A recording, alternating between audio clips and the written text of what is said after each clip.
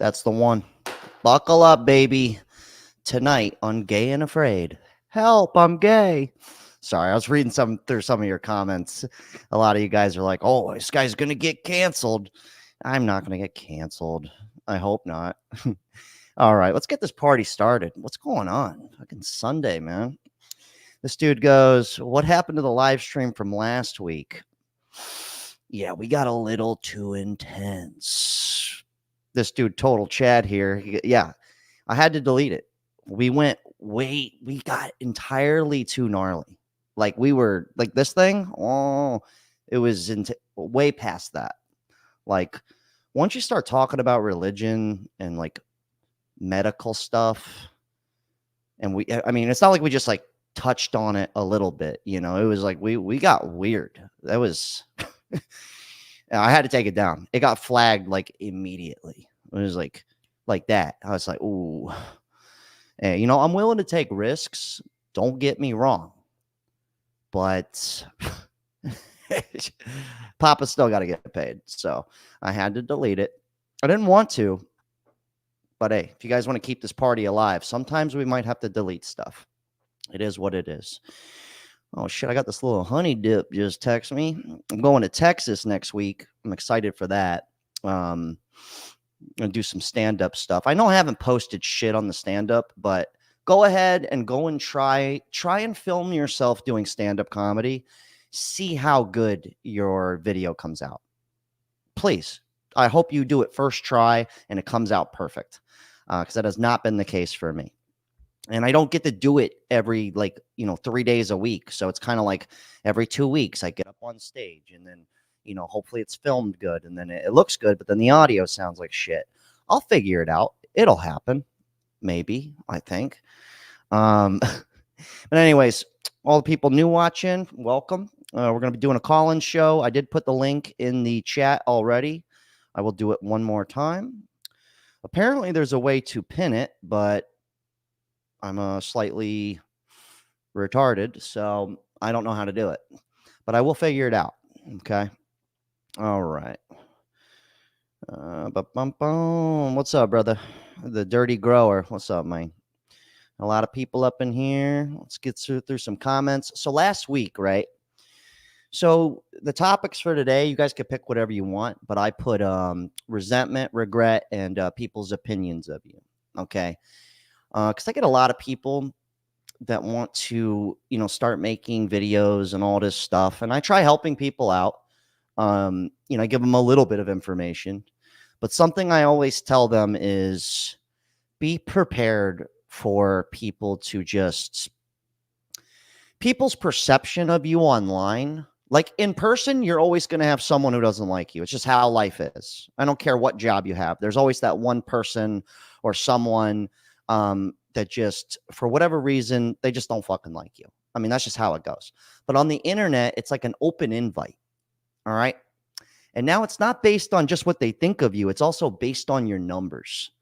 So if you have 200 followers, right, they look at you and they go, loser, 200 people. You think you're going to make it? Big shot. So that's one thing I always tell them is get prepared to ignore all of that. Or you could read it all you want and you will probably get mad. I know I have. I'll be there reading it and I'll go, what the fuck did you just say to me? You know, but I get over it fast, but I've dealt with it for so long that now it's just, it doesn't even faze me anymore. I could have fun and read them. Maybe I'll once in a while do like a hate comment video. Haven't done one in forever, but because they're just fun. But that's what. So this is the list of the things today. And before I see everybody getting in the queue here, I see all of you. Carly, you're going to be first. Got a bunch of people already calling in. I think there's a few spots available. If anybody else wants to call in, looks like maybe 2 or 3 spots left. I'll put the link in the chat. So anyways, last week, if you didn't chime into the live last week, I took it down super fast. What's up, YZTC? How you doing? I had a couple of longtime friends that I keep at a distance. Like I keep these guys way far away from me. Like I see them here and there, right? It's not because they're bad people. They're not bad people. It's see, I have this thing with me where I have the responsible side of me who wants to like do something with my life, I guess. I have that responsible side, and then I also have the fuck everything side. Like I do not care. I have both of those. So I'm able to really connect with like a wide range of people, you know, just like the total loser, not loser, but just the guy who just doesn't give a shit. He's working a shit job, always broke. I can connect with that guy just as well as some other dude who's doing really great in life and, you know, wants to win. So I have that thing with me. But as I've gotten older, I've had to learn how to keep the people that don't give a fuck, always broke. I have to keep them at a distance. So those guys that came on my stream last week, this is where the resentment and regret thing comes into play. And then we're going to get Carly, you're going to be first. And then we'll start, you know, we'll get this party jumping. Okay. What's up, Total Chad? Welcome, brother. So they just popped in on me out of nowhere from out of town, another state. Well, the one guy lives in Miami, but the other guy's in another total state. Just call me like 3 hours before they're getting here. Like, hey, we have nowhere to stay. We're coming over. And this is my fault because even the shithead side of me, even when I was younger, I still had money. I may have been like, I don't care about anything, but I always was able to have some money. So over the years with these two dudes, it was always like, yeah, come on in. Oh, here's $20. Oh, here's some free weed. Oh, oh, you need a ride, whatever, you know? So when you do that for someone for so long, the moment they hear no, they're like, I swear to God. So when they came over, they were on the live. It's all good. Don't worry. I fucking told this to them straight to their face. It's all good. But so basically when they came over that night, the one guy I didn't even invite. The other guy, I said, yeah, whatever. Just if you're already almost here, just you can crash on the couch, whatever. Then he invites the other guy. And it's not that I don't like the other guy, but every time he's around, it comes with a fucking headache. It comes with me having to spend money, having to give him a ride, or having to hold his goddamn hand and help him through his problems. Like I don't have any of my own. Right? So what happened? Listen to this. You're going to love this. So right when I was done with the live stream, the guy that invited the other guy who I didn't invite, he decides he's going to go visit his girlfriend who is a long distance relationship with a kid that isn't his. I already told him that's a bad idea. Should probably cut that off. He just leaves and then leaves the other friend here, the real problem maker. And I'm sitting here like, what? Of course. So now I just tell him straight up. I'm like, and it got into this huge thing because they're so used to me saying yes. And that's something that I kind of had to deal with in my life is just I'm regretting being so fucking nice. So I've had to have a big learning curve on learning to say no. So anyways, the next morning I had to fucking literally take this 30-year-old grown man and like basically babysit him and get him to the train station and make sure his lunch was packed. And I told him straight up, I said, every fucking time you come around, something like this happens. I go, I'm not dealing with this again. And then he turned it in on me because I told him the truth. And it's like, it's okay, dude. You could tell me what you think about me. I really don't care. I'm not asking you for help. You know, it's all good. Like, it's okay. You could tell me the truth. I already know myself. I'm not perfect. I get it. And then the other guy, luckily, the other dude have been friends much longer, so we're able to be really honest with each other. But I had to sit there and have like a father-son talk with this guy and be like, listen, you're 32 now, okay? And you're broke, and you're on vacation, and you're eating my food in my fridge. You ate all my eggs. Did you ask? No, you didn't, because if I said no, you probably would be like, what? I can't have any eggs. I don't have any food. You don't care about me? And I'm like, what? So anyways, I keep these people at a fucking far distance, but that's the shithead side of me. It's not like I didn't have fun. I had a good time. Anyways, Carly, you're coming on in just a moment. We got 20 big ones from El Capitan. Thank you, brother. I really appreciate that. Welcome. Hello, Kitty. We got a bunch of people in here. Hold on. Scrolling through. We got $20 from DJ. Thank you, DJ. You're always very generous. He goes, here's to another great stream. Thank you. Thank you.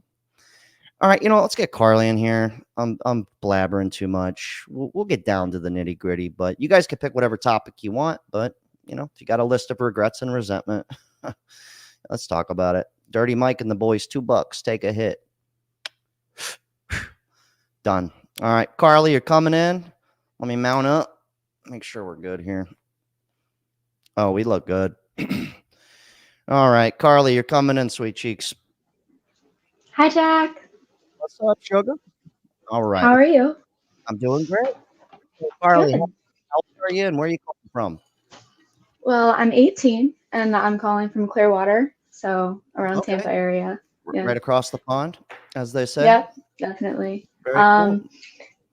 But yeah, I just for one wanted to say that you're definitely really entertaining and funny, and I have you on in my house a lot, so I want to start off with that. Oh, thank you. Of course. And I wanted to cover the topic of, I definitely agree with a lot of the things that you say, especially, the younger generation just plummeting, especially mine. Gen Z is just out of this world. Like I see teenagers and adults walking around with stuffed animals. So I'm just like, I thought that was more of a flex when we were like 6 and 7. I thought that was left alone a long time ago. But apparently it's not. Not to cut you off, but this is going to be really funny. Hold on.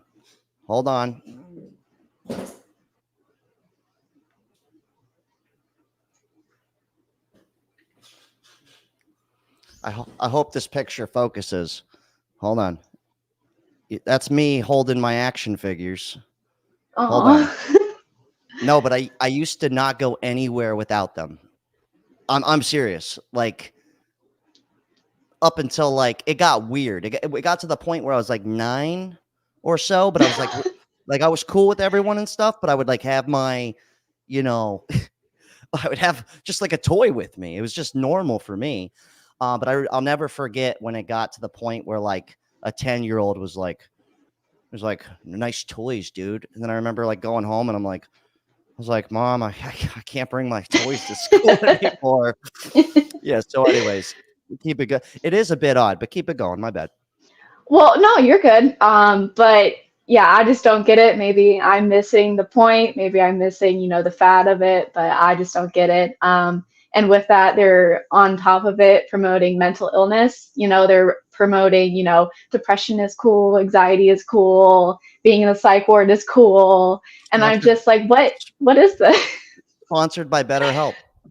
Exactly. And I'm just like, I don't understand what's going on with that. My friend a while ago was actually a victim to that. She got admitted into the psych ward and she thought for some reason she wanted to find the love of her life there. So she got with this guy at the psych ward and I get the call a couple weeks later saying that, he was crazy. And I was like, that's a shocker. Like, I don't know why you didn't think he would be otherwise, but I was like, yeah, like who would have thought, you guys are both mentally stable at the psych ward. And you should definitely get into a relationship, so. What's crazy is I mentioned it a couple different times in a video, but like I mentioned the time they couldn't arrest me, but they took me to, it wasn't like a psych ward, but they call it Baker Acted or like a 317. I don't know what the fuck they call it in other areas, but basically if they can't arrest you, but they want to, that's where they'll take you. So that happened to me. And, but I remember being in there and I was just like, oh shit, like these people are actually nuts. Like this is for real. And, but I remember like but they would treat you. They don't even care. Like they treat you like animals in these places. So I had like a doctor talking to me, and he's like, so why are you so mad? And I go, how many times do I have to tell you? My mother just died out of nowhere, and my dad is brain dead. I go, I don't know how many times I have to tell you this. And he would just write stuff down. And he's like, yeah, mm-hmm. And I was like, you even listen to me? So I just shut up. I didn't talk to anybody. And I was out in a couple days, but it was just one of those things where I was like, this place is fucking packed. And most of the people in there, they were definitely like something was up for sure. Right. But there were a couple other dudes where it was just simply, and we ended up not becoming friends, but we would talk and stuff during lunch or whatever. And I was like, so what are you in here for? He's like, dude, they couldn't take me to jail. Like I resisted arrest. I was in a domestic dispute with someone, and I was like, dude, same shit with me. I was like, I literally called the cops because somebody was trying to break into my house, and it like this whole thing. And it was just kind of crazy how that works. But anyways, yeah, keep it going. Yeah, fill me in on people 18. You're 18. Give us the goods here.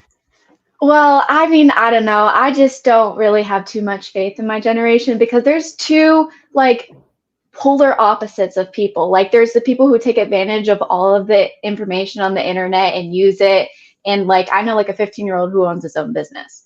And then there's the other opposite side who everyone needs a safe space. It's everyone else's fault. They all, go to therapy. They all need all of these medications. And they basically romanticize being mentally ill. Like it's a pissing contest, honestly, of like who's more fucked up and who has more issues. it's trendy. It's trendy. I know it's ridiculous, honestly. But I will say, like, because when I was 17, like I didn't care. I was like, I'm not doing, like I had a job. My parents made me get a job very young, which I was grateful for that. Because by the time I was like 21, 24, I was like so far ahead of a lot of people where their parents didn't make them get jobs till they're like 21 or out of college. So I was like way advanced compared to them. But I will say, like all of my friends that I've maintained from that time, we were all really like, at least my group of friends, I gotta say, when we look back at our lives, I'm like, yo, we came a long way. So I have faith in the younger cats just because I remember being 17 and kind of being like, fuck the world, everything's stupid. I had that mentality. So I kind of have faith. And like, look at you. You sound like you're well put together. Like you're there. So I meet plenty of people like you. So when I meet a young cat, a young person, and they sound like you and they're talking like this, I'm like, there's faith, a little bit of faith. Right. I mean, it's just, I don't mean, because you were saying that, when you were 17, you didn't give a fuck about the world or anything. But No. I just feel like a lot of people my age, if they're not trying to do something with their lives, they're like kind of in the state of being a kid almost. Like they're kind of in the state of like, whenever COVID happened, they were in the state of still being that age. Like I know this one friend, she just turned 19. And, a couple months ago, she was like, oh, yeah, I'm 16. I'm like, what? Whoa. No, you're not. You're not 16, So it's just like, I feel like a lot of kids, especially, with the stuffed animals and everything, they're just stuck in the mindset of being a child. And social media is helping with that. It's like the man-child thing, right? Like, yes. For instance, I'm literally basically nearly double your age, and I still go skateboarding. You know what I mean? Like, that's a hobby though. That's not like the. But let me paint it to you this way though. When I was 17 and I was skateboarding, there was like zero 30-year-old men at the skate park. Zero, or maybe one. And that guy probably like had something to do with a skateboard business. So back then it was like very taboo. It was kind of like, it's like, oh, once you hit 23, be prepared to get your tie and tuck your shirt in. So I think there's kind of like a pushback against that too, but it's also like finding like a happy medium. I think kind of right. Like, exactly. You can't go too far on either side, Yeah. Like I don't want to. I don't want my parents tucking me in at like 27 years old. You know what I mean? Like Right. definitely don't want that. Or like, mom, is my Snuggie ready? It's kind of, I never actually had a Snuggie. I always thought it'd be funny to have one of those. Mm. So let me ask you a question. Are you taking the college route, or like what's kind No, of I'm in technical school. okay? So So oh, okay. So I definitely knew I did not want to go to college a while back. I did not want to go to college at all because I thought it was a waste of time and a waste of money and just a lot of years down the drain for not even a job guaranteed. So I decided to go to technical school, and I'm going for networking support services, and I'm going to graduate in August. So I've been, looking around, connecting with people, getting certifications because that's big in my field. So yeah, I'm not doing college. I'm not, going into major debt to be basically brainwashed, so it's not my type of style. And I wanted to just get things quick and easy, and that's what technical school provided. So well, um, no, that's awesome. That's good because I was even thinking about that. Like, even people my age, um, they're like they still think it's funny that it's kind of like they still think like, I think I'm gonna go back to school, and I'm like, damn. I'm like, shit. Is that how far gone things are? I'm like, did people not get the memo? I'm not saying school's not worth it. I'm not saying that, but right. like, let's be realistic here. Unless you're going to be a lawyer, a Or a doctor, doctor. Yeah. yeah, a lawyer, a doctor, something in accounting, maybe an engineer. Well, anything in the Um, medical field you definitely need a degree for. But yeah, and what's crazy though about that is even like nurses, they're not even. It's like that's not even worth it anymore. Or at least from what I right. see. Maybe I need to maybe I'll stop by my local hospital and like, hey, could I ask you a couple questions about your finances? That's that's appropriate. Or maybe I'll go get some blood work done, and while I'm getting it done, I'll be like, hey, how much you pulling here? Uh, yeah, like I don't even need the blood work. I just trying to find out what you make a year. Right, Um, yeah, exactly. yeah. But anyways, you got any last words here? I'm gonna keep the show moving. Yeah, of course. I just wanted to, my dad tried to come on the show. I mean, he did come on the show last weekend. He was Mr. Baker, the Undertaker, talking about, his experience in Oh, the that death was field and everything. that's your Yeah, dad? Oh, that's awesome. yeah, yeah. That's So, I saw people asking in the comments, like, if, the clot shot skyrocketed his business. And I mean, during that time, people definitely started dying a lot more. So during the time when they were like, oh, the world is ending, everything's closed, you can't go anywhere, hospitals are overpacked, it was so slow. There was really no one there at all. And then like a year later, everyone just started dropping dead. Like from cardiac arrest to blood clots to just dropping dead out of nowhere. It just all, happened at once, and people are just keep dying younger and younger as days go on. So Oh, I appreciate you coming in and filling that in because I feel like your dad was so excited to talk to me that he was like, forget you're in here like strictly business. You're like, I got notes. You're like, I'm ready. So I appreciate you calling in, Carly. And of course. yeah, you're one of the future leaders in this generation. That was a weird hand sign. My bad, guys. All right, Carly. Thanks for calling in. Tell your dad I said what's All up. right, thank you. All right. Okay, bye. All right. All right. Let's keep this party going. All right. Who's going to be next? I've got, we're going to do Cody Collins. You're coming in next, player. All right. This dude goes, I finally decided I'm sick of being broke. Got a job taking home 30% more and getting rid of debt ASAP. I first started watching you when you started that everyone is going broke, keeping it light and keeping it loose. What's funny is I never I guess YouTube, it's like I always was just doing this because I'm funny and I connect with people. But it turns out like I'm actually I'm not a finance wizard. Trust me, I'm not. But I've always been the guy in the group who's not broke. So I'm glad that I'm able to help some people out, and we get some laughs out of it.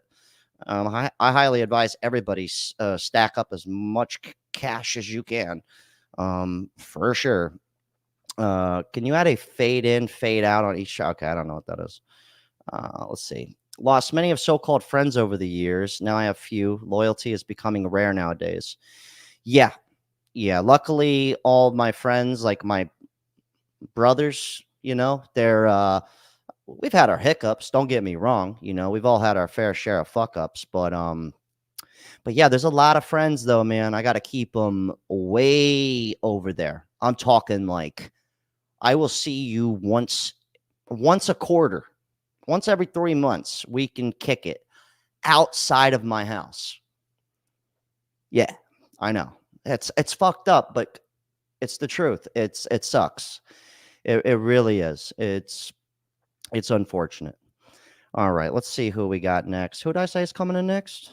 Cody Collins, my man. I see you in there. You coming in next, brother. All right, let me get in here. Jim Berg. Jack should have frozen some of his eggs. Nah, my eggs are chilling, bro. They're good. I hope they're good. Or maybe they, I don't know. I don't know. Bum, bum, bum, bum, bum, bum. All right. Hold on. I'm trying to get through somebody's comments. You guys leave such good ones here. Bum, bum, bum. Let's see. Boom, boom. Oh, yeah. This guy goes, this girl is smarter than most women 40 and up. Yeah, that's what I'm saying. I meet some young kids. I'm just super impressed. Like my friend Nate is a stand-up comedian. He's full-time on YouTube. He's 23, but he's literally like on my wavelength for the most part. Like I have like a lot of years of just experience on him, but it's actually impressive how mature he is. It really is. Like it gives me a lot of I go, yes, you know what I mean? I'm like, good. But he still likes to have fun, and that's important. Sometimes I get a lot of messages and people are like, hey man, you seemed really down and out in the video and all this stuff. And I'm like, I go, look, I'm not afraid to, get sad for a moment, get deep, do all that. But I don't carry it with me. It's just so you guys know, I'll put it out there, get it out. It's done. Move on. That's how I roll. So don't think I'm carrying this shit around on my shoulders. I'm not. I put it up here. I think about it, and and I'm not just going to dwell on these things. It's not good for you. I've done it in the past, so I do appreciate you guys that do care enough to send me those messages. All right. Bubba P, my man. All right, hold on. All right, Cody, you're coming in. Bum bum bum.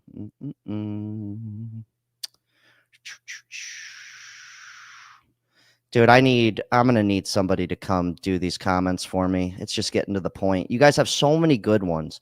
All right, this person goes, mental health promotion is trendy, is all a very good thing. Yes, some shit is cringy, but it's positive for this generation. Yeah, I understand why people are so bent out of shape mentally too. It's like, how are we supposed to, like, how am I supposed to live and pay for everything? That'll drive anybody nuts.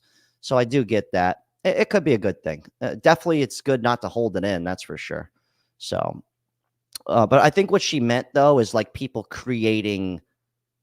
It's almost like, you don't really have that. Like everybody gets sad. You know that. Like everybody gets mad and they get sad, and they're also happy sometimes. It's like you're not different. I think that's the only thing where, anyways, whatever. What do I know? All right, Cody, you're coming in.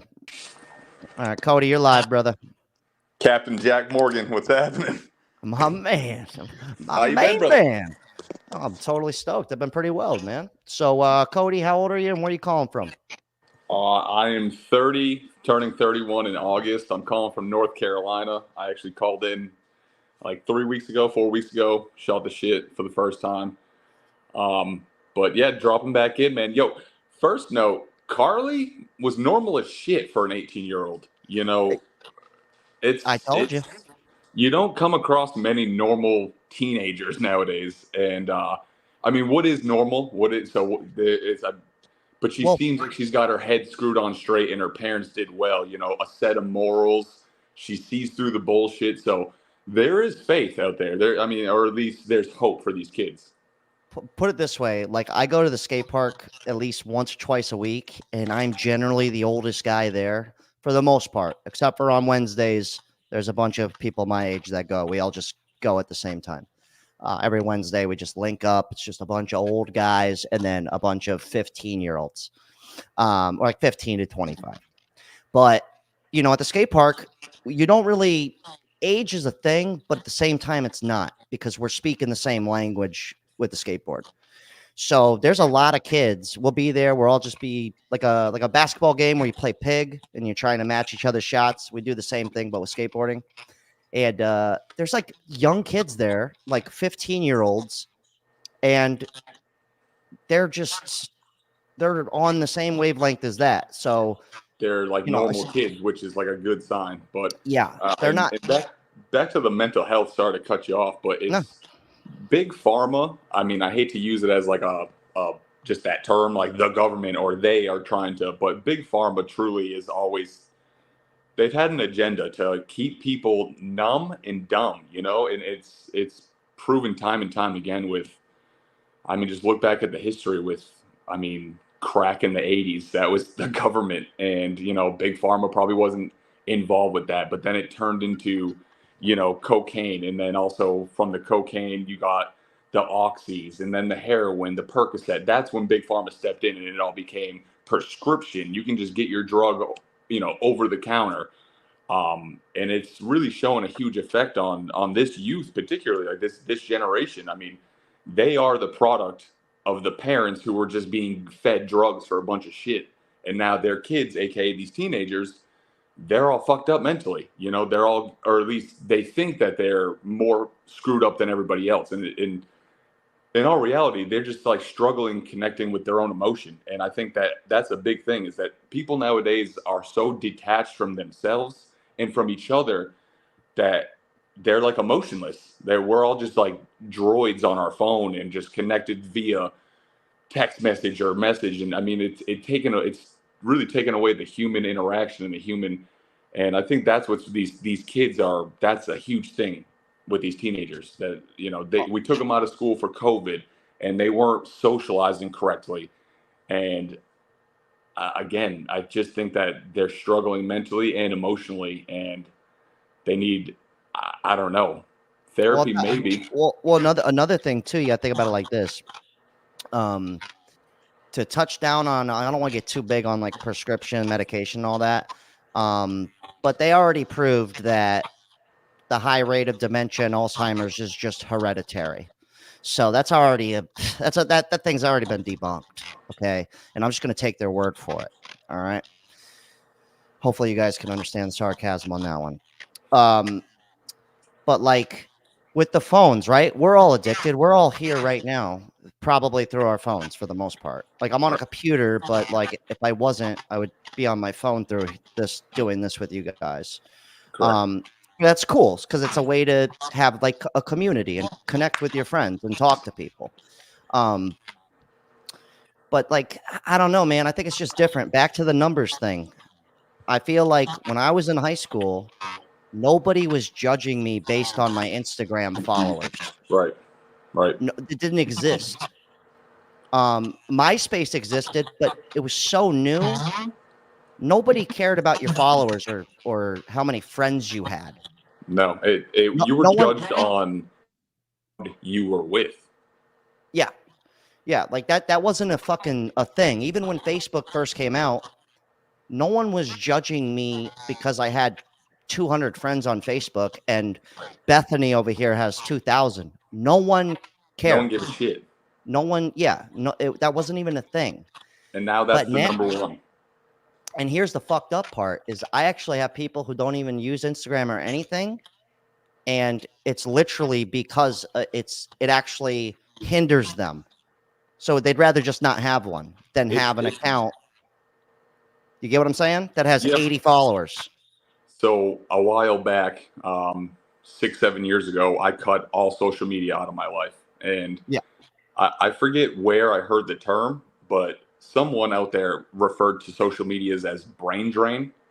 And you sit there instead of you're consuming content, which a lot of the content is, I mean, most of it's bullshit. You're watching people hurt themselves on the internet. It's not informative. So you're sitting there just dopamine high, looking at funny, stupid shit. And instead, you could be taking in, knowledge or just, I mean, looking at history, looking at outer space, looking at the depths of the ocean, just like inform yourself of where we are, what's going on in the world instead of just cat videos. And I think that also is kind of showing an effect on this generation. iPad kids, that term where parents are almost too lazy to raise their kids, so they just slam the iPad in front of them. And now you're just playing on the iPad ever since you were 2 or 3 years old. And then you get on YouTube and you're watching, I mean, no offense, you're a YouTuber, but they're watching kids play with toys. That's not interacting. That's nothing. Like, I'm on YouTube right now having a good conversation with a good person, and there's an audience actually taking in this information. I mean, it might not be super informative, but it's actually, it's a connection. It's like you said, a community of people who might have differences or agreements, but it's better than watching people play with toys and stupid reactions. And that's, again, what these kids are being raised on. Well, that's another thing too, is like, I didn't start, it wasn't until I was probably 24, 25, started to like look into some serious ass shit. Before that, it was just like Anchorman's on, fucking Seinfeld, cartoons, Rocket Power, just kind of only skateboarding for years. But like, for instance, I didn't shut up until I had these toys. So like, just to put myself in these kids' position. So, when you're younger and all your friends have this toy, or the TV's got the toy, you're like, Mom, buy me the toy, buy me the toy. And then finally they just go, fucking, here's the toy. Shut up. Right.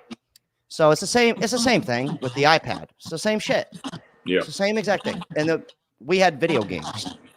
So it's kind of the same exact shit. But what's kind of odd is like, you hear about like the literacy and like kids not being able to read well or do math. That's definitely that's new stuff, because I didn't experience that growing up whatsoever. Everybody was basically on the same page. Pretty intelligent, right? And now it seems like literacy rate definitely is dropping. I mean, I'm from New England, and I moved from Maine to North Carolina. And when I left Maine, the average reading ability, or I don't even know the actual term, but was that of an 8th grade.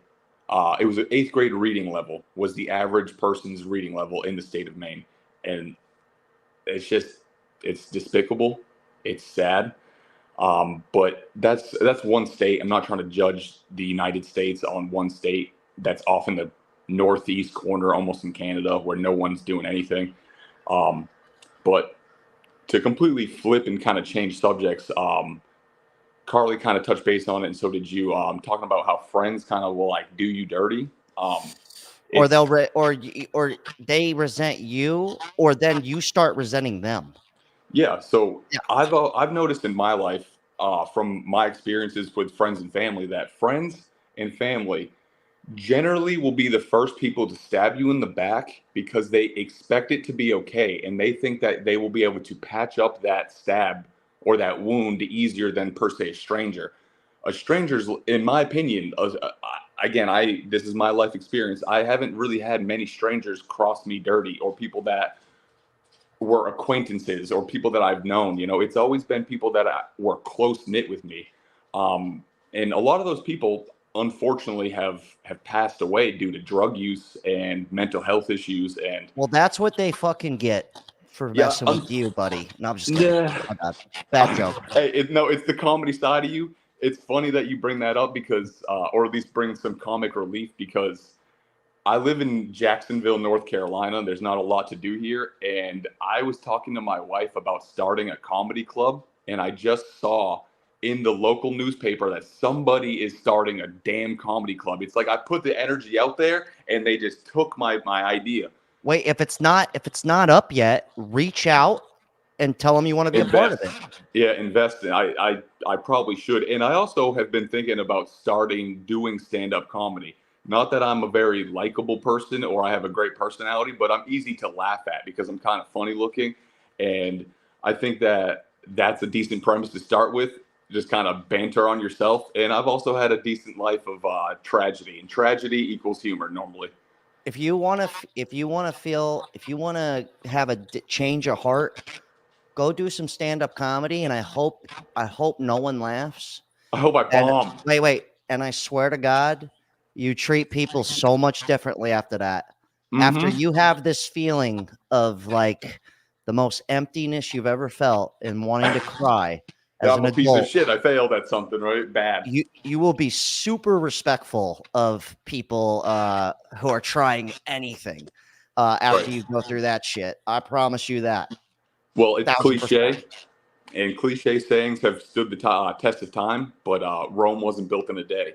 And you gotta learn to crawl before you walk, and all those BS cliche sayings that can be inserted right there. But I definitely I take inspiration from guys like yourself who I've never actually seen any comedy from you, but you are a funny guy and you put it out there, and I've been watching a lot of like stand-up comedy, and I know that that's a trend. You watch something a lot and then you want to try it yourself. And yeah, 1000%.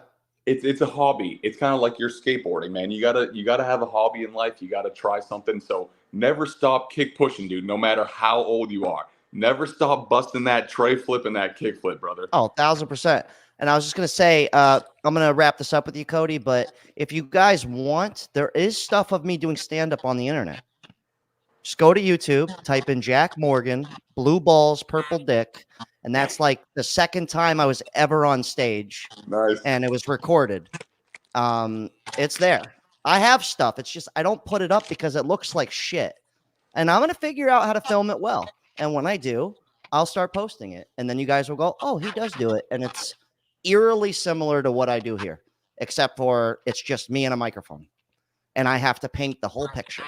There's no clips to bounce off of. There's none of that shit. So it's just you butt naked on a stage going, laugh. That's it. Anyways, Cody, I appreciate you calling in, man. We'll keep this moving. All right. Cool, dude.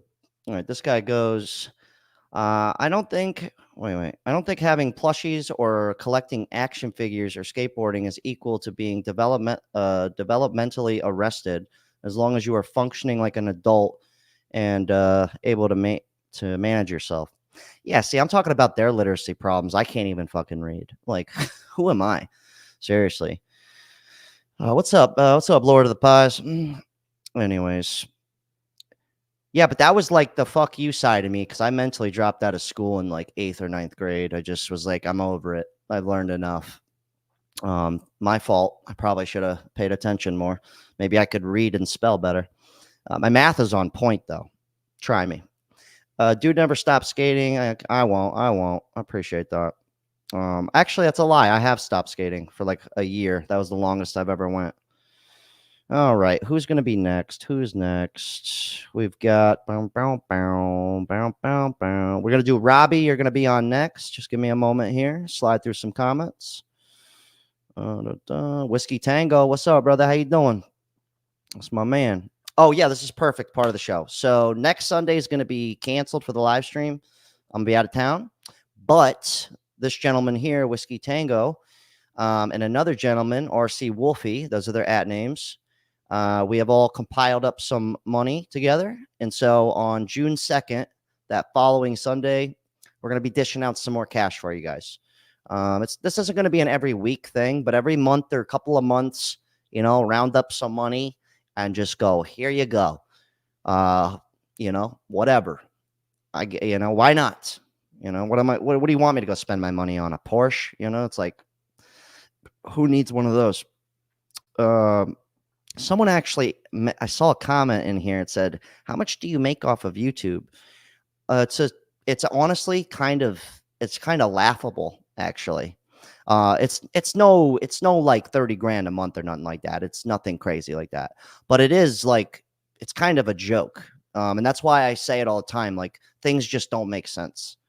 The fact that I'm making more money here than a couple of my friends who work 60-hour weeks with literal skills like building shit, is just kind of insane if you really think about it.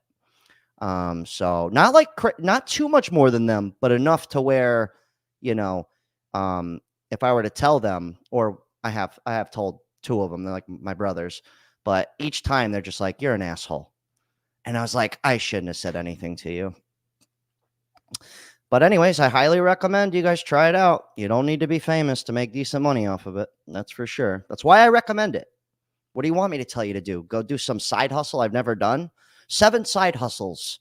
You know, what do you want me to do? One of those? You know, like one of those fucking assholes that makes one of those? You know, guy's never done it in his life, but he's going to make money telling you to go do it. You know, I'm going to tell you the truth. This shit is worth it. I don't care if you only make it $2,000 a month. It's worth it. Retro Gaming with the $2. Could you repost the link? Yeah, of course. I'll put the link in the chat right now.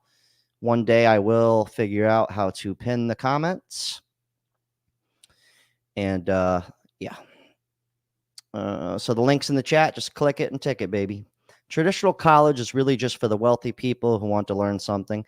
Yeah, I think it's more just to say, like, I did this. You know, it's to show for like regular corporate jobs. I think it's just kind of like this person was willing to sit down day in and day out and pay for it and follow instructions and show up for 4 years, you know, versus me. I didn't do any of that. So, you know, it's like how they won't hire cops if they have a certain high level, a high IQ. You cannot become a cop if you have a high IQ. They will not let you do it. Go try. They won't let you.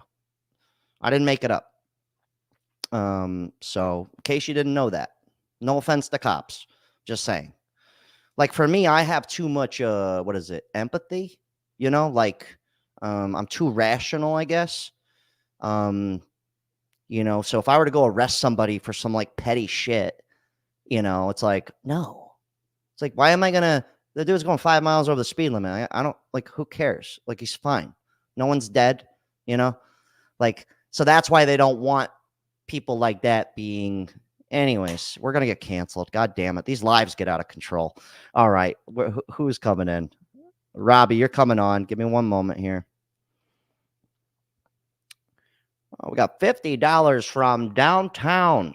Skywalker Precious Metals. Thank you, brother. I really appreciate that, man. Seriously.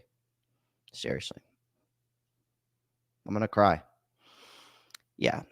All right. Keep it moving. Okay. Bum, bum, bum, bum, bum, bum. Diddly-doo, diddly-dee. The rhinoceros. Somebody commented earlier, the rhinoceros's hypothesis was preposterous. It's just one of those funny things I made up. It's like the red leather, yellow leather. You know, people like doing those voice workouts. Well, I made one up. It's the rhinoceros's hypothesis was preposterous. The Bermuda Triangle is acute. It's just fun. Just something to say. People look at you and go, what'd you say? They get a little laugh, and then, you know, next thing you know, her pants are off and you're doing the hokey pokey, all because you cracked a joke. True story. All right. Robbie, you're coming in. I'm not lying. There's just trying to get through this comments, and there's just so many of you here, and I need somebody to sit right next to me right here and pay attention to the comments because you guys have good ones, and I hate that I miss them all. We got another $2. It goes another live, more subs, more viewers. It's classic. Thank you guys. I appreciate everyone being here. Seriously, I'm totally stoked. Thank you, Real Cookie Cook.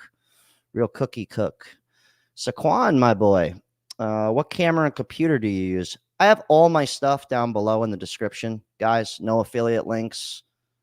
Don't buy it from Amazon. Go to B&H Photo, eBay. Get it used. Don't buy it new. Just like your cars. Don't buy it new. Just get it all used. It's all down below. It's all down there in a neat little thing for you, so you can copy and paste it right to your notes. I just use the iPhone. I used it for the first year of doing this. No one knew. No one could tell. $10 from Yoli Guacamole. Thank you, girl. She goes, I tried stand up once. It was the most difficult thing I've ever done. Yeah, it's scary shit, man. You know, you tell a joke at the dinner table, no one laughs. No big deal. Say it on stage in front of 50 strangers, you're going to feel it. $5 from Aaron. Thank you. I appreciate that. All right, Robbie, you're coming in. I'm not bullshitting this time. Let's get cooking. Can you hear me? Can you hear me okay? Yep, I hear you loud and clear. So, Robbie, how old are you and where are you calling from? I am 44 years old, and I am also a Florida resident. All right, 44. You look tremendous. Wow, that's awesome.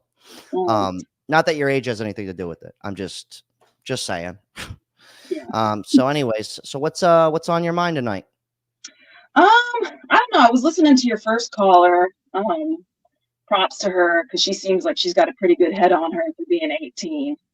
I actually have 2 kids that they're young, they're still in middle school, but I've pretty much talked to them about going to college. And I'm not going to lie, I feel like college is very romanticized. It's very much that's kind of like what you do next when you get out of high school, right? Yeah. That's at least how I grew up. I did that for a couple of years after I graduated high school, completely wasted my time. Thankfully, didn't get into too much debt, only a couple $1,000s. Was able to pay that off. But with that said, I don't want my kids doing the same thing. So I've already had long discussions with them. And I will say I've noticed that in our public school system, even in middle school, they are really pushing them to go to college. Really? In middle school? Yes. Wow. Yeah. They're doing a lot of college preparedness. And we've had talks about that. And my son is only 11, but he's already talking about going to trade school. So he's 11. Yes. Well, I guess they did that to me when I was younger. They would have like, well, what do you want to be, Johnny? And I'd be like, yeah, I want to be a fireman, or, you know, I guess so. They did do that. I think it's a little more. I think it's a little more in depth. It seems like with this generation that's coming up.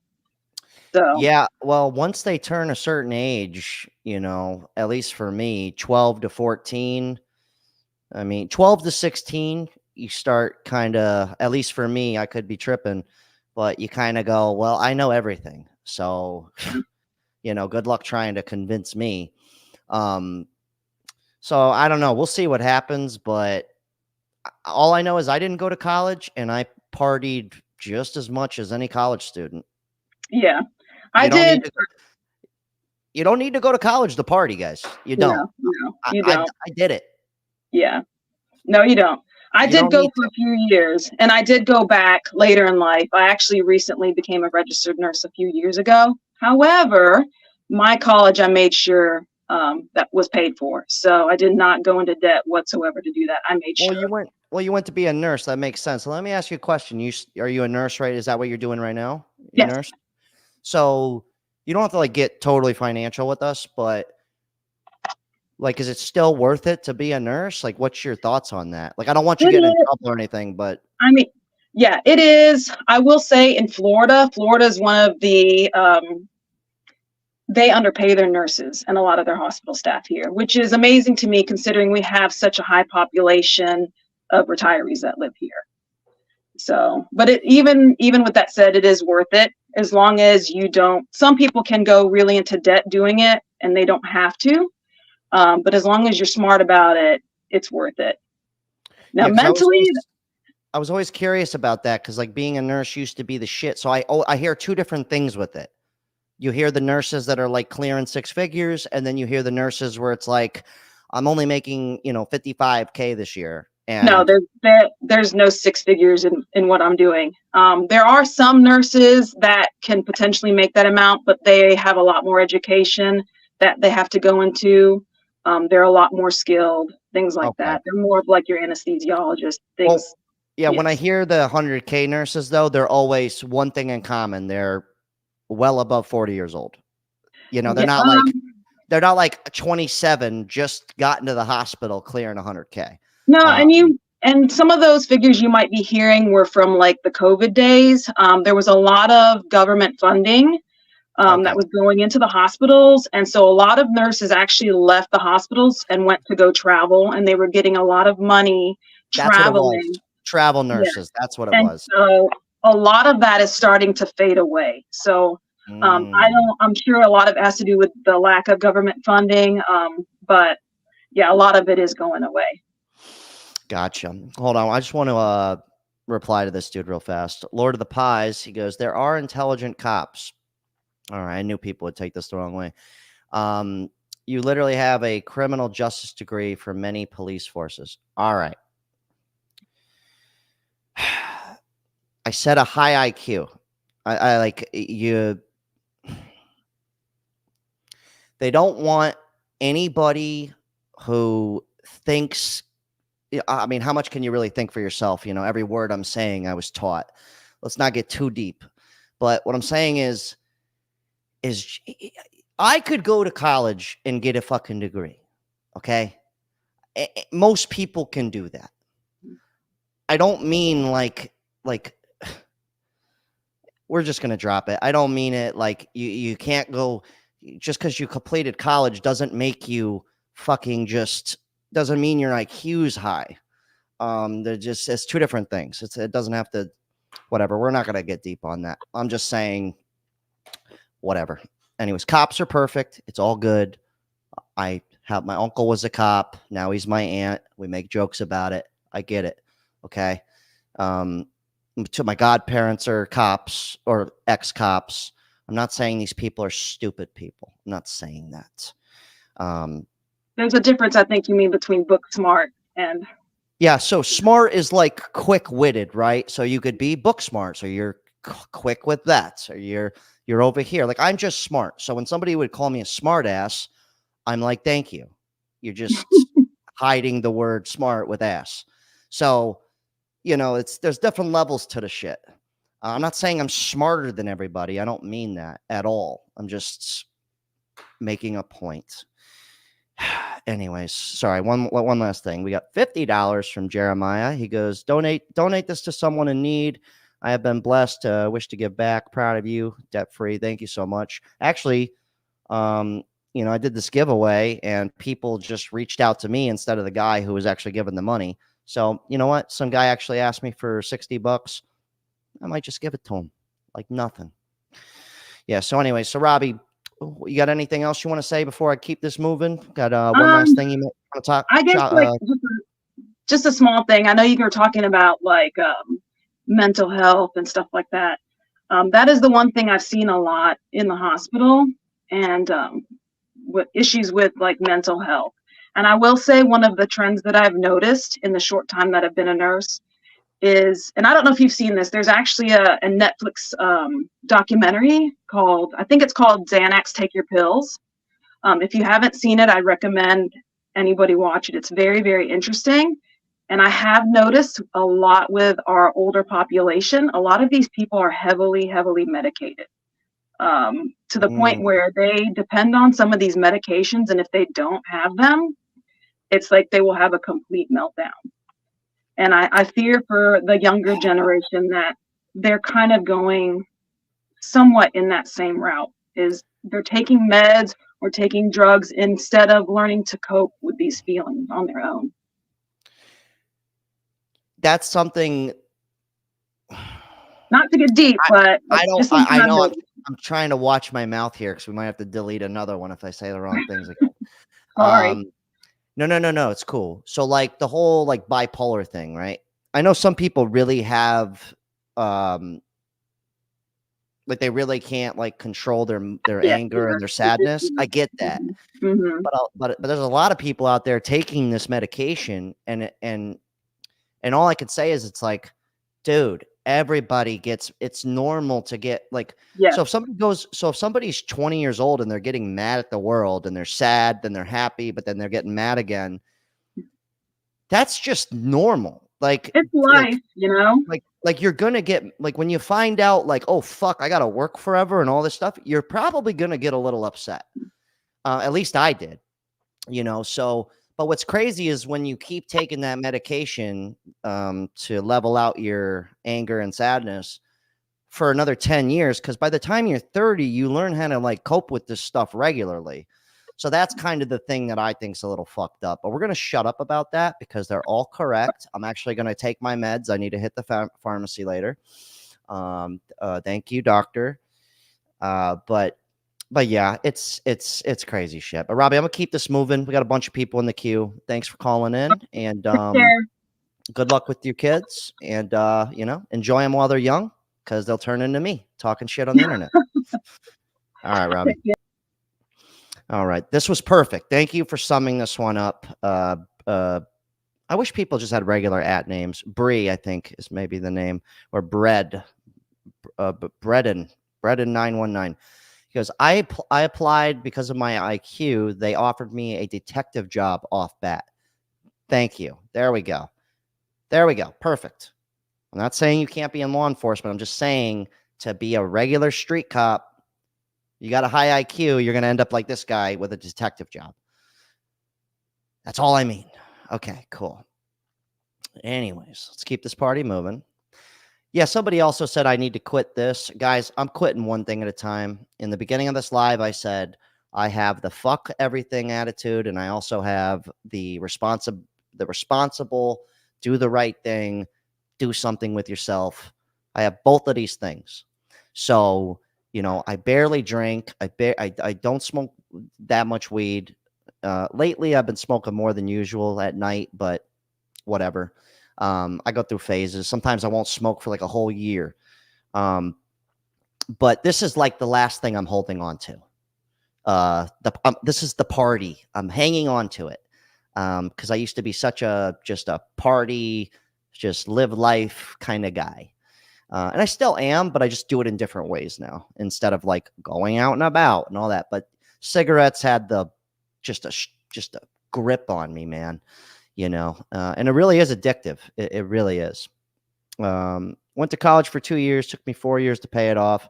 Yeah, man, I'm not saying college is terrible. I'm just saying for a lot of people, you know, they all, you know, you get these degrees and then they're like do nothing for you. It's unfortunate. It's unfortunate. So I'm not saying going to college, you're an idiot. You know, I don't mean that. Whatever. Do whatever you want. I don't care. You know, it's your life. You know, I just didn't go. I actually went to college for 3 months. It was awesome. I had, I remember my last class, it was my business class. We had to do a presentation on what we're going to do with our lives. And so I went up with a PowerPoint and I had a little laser pointer. And I was like, I'm going to sell skateboards. I'm going to build them and I'm going to sell them. And I'm going to market it through skateboarding with skateboard videos. And everybody was like, you know, and I actually did sell a bunch of stuff. I was buying and selling stuff for a long time. And I had a few failures under my belt, but you know, you got to try. All right, let's keep it moving. Who's next? All right, we're going to do Nick, I see you. Michael Lang, I see you. I want to get some new people in here. So let's go. We're going to do Jimbo next. And then after Jimbo, we're going to do Jess. All right. Just want to get some new faces in here. All right. Bum. Skiddly doo. All right. We got $5 from Dig Deeper TV. Thank you, brother. YouTube takes 30% of super chats. Stop telling Jack to give it to somebody. No, they don't. Look, if I want to give away money, I'm going to give it away. All right. You give what you get. I believe in that. So, you know, it doesn't matter to me. You know, obviously, if I'm down to my last $100, it's probably not wise to give 50 of it away. But when I'm sitting on a sum of money and, you know, I don't have anything, these crazy bills, and I don't have like all this shit, you know, I get more enjoyment by helping somebody out than, you know, what am I going to do? Go buy another pair of shoes? You know, it's like I have 5 pairs of shoes. I don't need any more shoes. You know, I have 2 cars and one of them doesn't run. I don't need any more cars. It's all good. But thank you for the $5. And YouTube's got to get their money, baby. You know, they're allowing me this opportunity. So fuck it. They get their money too. Saquon with the $10 holla. He goes, public school, think in a box, groomed to attend college. Yeah, it's all this. It's the classic tale, as old as time. All right. Who did I say was coming up? Jimbo, you're coming up, brother. One moment. Yeah, this one goes, the world doesn't make sense. People are working slave wages, what we've been indoctrinated to. Meanwhile, streamers on the internet and people buying meme coins of dogs and frogs are millionaires. Yeah, I mean, kind of. I mean, I'm no millionaire. If I was, we'd be really partying. You know what I mean? It'd be like, fuck $100. It'd be like, here's $5,000, change your life real quick. You know, we'd be on another spectrum, you know, a whole other wavelength. And I'm not just saying that. But yeah, it doesn't. And just so you know, not everybody who did the coins and all that, most people lost. See, we live in a world where, like, you know, board games where it's like the board game, usually just one person wins and then everybody loses. That's kind of how what we're living in is, you know, but then there's other games where it's like, you know, half of the people win because you're like on a team in the game, or maybe one of the game only one person loses, you know, and then the other 4 people win. See, we're not playing those games. So like a lot of these games you're talking about, except for like YouTube and all that, like most YouTubers are not millionaires. Most of these like influencers, they're not millionaires. They're not. They're making $5,000 a month, $10,000 a month, which is awesome money. Don't get me wrong. I'm stoked, but it's not exactly what it seems. So there is a bit of a facade with that as well. So just so you guys are informed on that, because I'm like deep in this community and I'm really seeing it like up close for what it really is. And then the guys that are making $30,000-$40,000 a month, most of them will not tell you ever. And if you met them, you wouldn't know. You wouldn't know. They're not going to let you know. They're fucking not. Some of them will. Some of them, they're driving the dope cars. They're flaunting it. You see it. Yeah. Those do that all you want, but it's not my style. But most of them, they're never gonna flaunt it. They're just not, because they're decent people. All right. Okay. Jimbo, you're coming in, Big Daddy. Jimbo, Witty Jack. How's it going, brother? It's going awesome, man. Appreciate you dropping in. So, no problem. Jimbo, how old are you and where are you calling from, brother? I am 44. I'll be 45 this summer, and I'm from Virginia, in the shadow of our great nation's capital, born and raised, which where I'm from is unusual. It's one of the most transient places in the country. So when you meet someone here who like works in DC or whatever, they're just like, oh, you're from the area? And they're like shocked. It's like meeting a fucking unicorn. So wait, so do you live in Virginia where like people will travel out of the state to work? Okay, yes. Cool. Because I was working for a restaurant where everybody had come. I forget exactly the town, whatever town you just said, somewhere in that area. Mm-hmm. But they said everybody would basically go to work in another state, but they had come down. So I kind of heard that a little familiar. Real quick, on Average Joe, I put the link in the chat. So anybody else wants to join, there might be some more space. So anyways, Jimbo, talk to me, brother. What's rattling upstairs tonight? Couple things, man. First, I just want to say I really love your the studio background you got. Obviously, we're kind of in the Kissing Cousins universe, man, representing for CRT technology. So big time. This is where I do my paltry live show on the internet. If you don't mind me doing a quick plug, I promise that's not why I'm here. It's just my friends. No. We'll get plugged that after we're done with this conversation. But like, let me ask you a question. You making money off of this bracket? No. No, bro. I've been on YouTube for 10 years. I used to make what would probably be like a part-time job at one point, man. Like back, we're talking the dawn of YouTube, man, like 2008, 2009, when it was just starting out, back when you could actually make a decent clip without having things having to blow up. Like if you got like a few thousand views a month, you could actually make a little bit of money, not much. Like it would basically pay for your hobby. But I kind of gave up on that a long time ago, and I just do it for fun, man. It's like an excuse to hang out with my friends. So I make more than enough money in I'll quote real life, outside of social media. I don't need to worry about this shit. Well, I was just asking because you said retro game lounge, and then I look behind you. What are those, all games? Or those DVDs? What are those behind you? I'm just curious. All right. All right. So Are those all that's games? yes, that's the Nintendo wall. Sorry if I can get my fat hand out of the way. How are you not? You There's the got to be. What are PlayStation you in the wall. resale business? Like, there's no way you're not making money off of this. Or This you is, could make dude, I know what this room is worth. Don't get me wrong. Like it's Okay, very, thank very you. heavily insured. So you That's don't all. have to worry about that. That's all I Um wanted to hear you say was that no, you no, know. I'm good, bro. Okay. Okay. Oh, All I know right. what it's worth. No, no, Okay. I'm a collector, dude, to the core. I have been for my entire life. What you're seeing right here is like one tiny tip of the iceberg. I have a full-size video store in my house downstairs. Holy And I don't just mean shit. like a wall of movies. I'm like, you walk in there, it looks like fucking Blockbuster. That's awesome. Like, my house is like one of my family members said that my house is like a pop culture museum for the decade that I grew up with. I'm an 80s kid. I'm a Gen Xer. So it's like every little facet of the collection basically is just like a shadow of the past. Like, each thing has its own thing. I have an arcade downstairs in the basement. I have 31 arcade machines. So Yo, it's, party at Jimbo's house for sure. oh God, do you have any idea how many times I've heard that? It's getting down. All right, so Jimbo, let's get back to brass tacks here. Yeah, man, absolutely. I'm sorry, I didn't mean to derail it. No. I'm a bit of a geek too, guys. Like when it comes to vintage stuff, I still watch DVDs. I fucking listen to cassettes. Okay, I really do. Nice. I also do this. Obviously, I'm in touch with the times. We're on a live stream. I'm with you on this, guys. I get it. I have an iPhone. Okay. But anyways, so Jimbo, back to you. What's going on?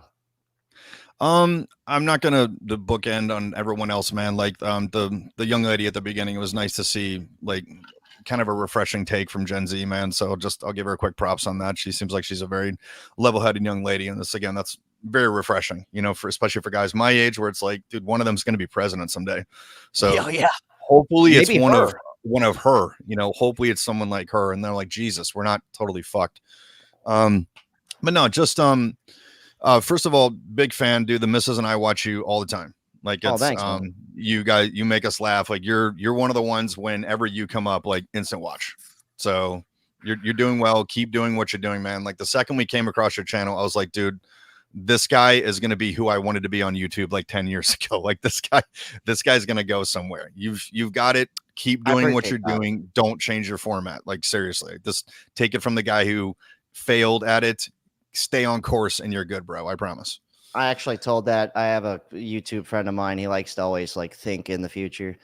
And he's like, you're going to have to pivot your content soon. And I go, dude, I've pivoted my content 20 times over the last 10 years. I go, I'm taking a break from pivoting for a while. Anyways, All right, let's get down to brass tacks here. Let's do it. Okay. So as far as the whole the college thing, I'll touch a little bit on that, and hustle culture and just the current state of affairs right now. I mean, people are really struggling. Like you're one of the shows out there that's bringing that to light, and I appreciate that. It's very illuminating to hear from people, from all corners of the country. And just kind of seeing what they're dealing with car payments and rent and everything like that. I'm not exempt from that where I live. I'm fortunately in a situation where the rent isn't terrible. Like I've got a pretty reasonable landlord who's only raised the rent like $100 twice in like the 8+ years that I've been here. And I'm hoping it stays that way. But I just look at the places around me, man, like places that are smaller than mine. I got a decent place to live, man. It's 1,900 square feet. I got a garage, it's just me and the missus. So it's pretty ample space for two people, but the prices around here, and I live in Manassas, which it used to be considered the sticks. Like when you worked in DC, man, I worked for the federal government for 20 years. Okay. Just doing contracting jobs and stuff like that. So the thing you were mentioning earlier regarding commuting, dude, that's like my entire career right there. Like now, fortunately, I'm in a position where I work from home full time. Like that was the dream gig that I've been trying to get forever.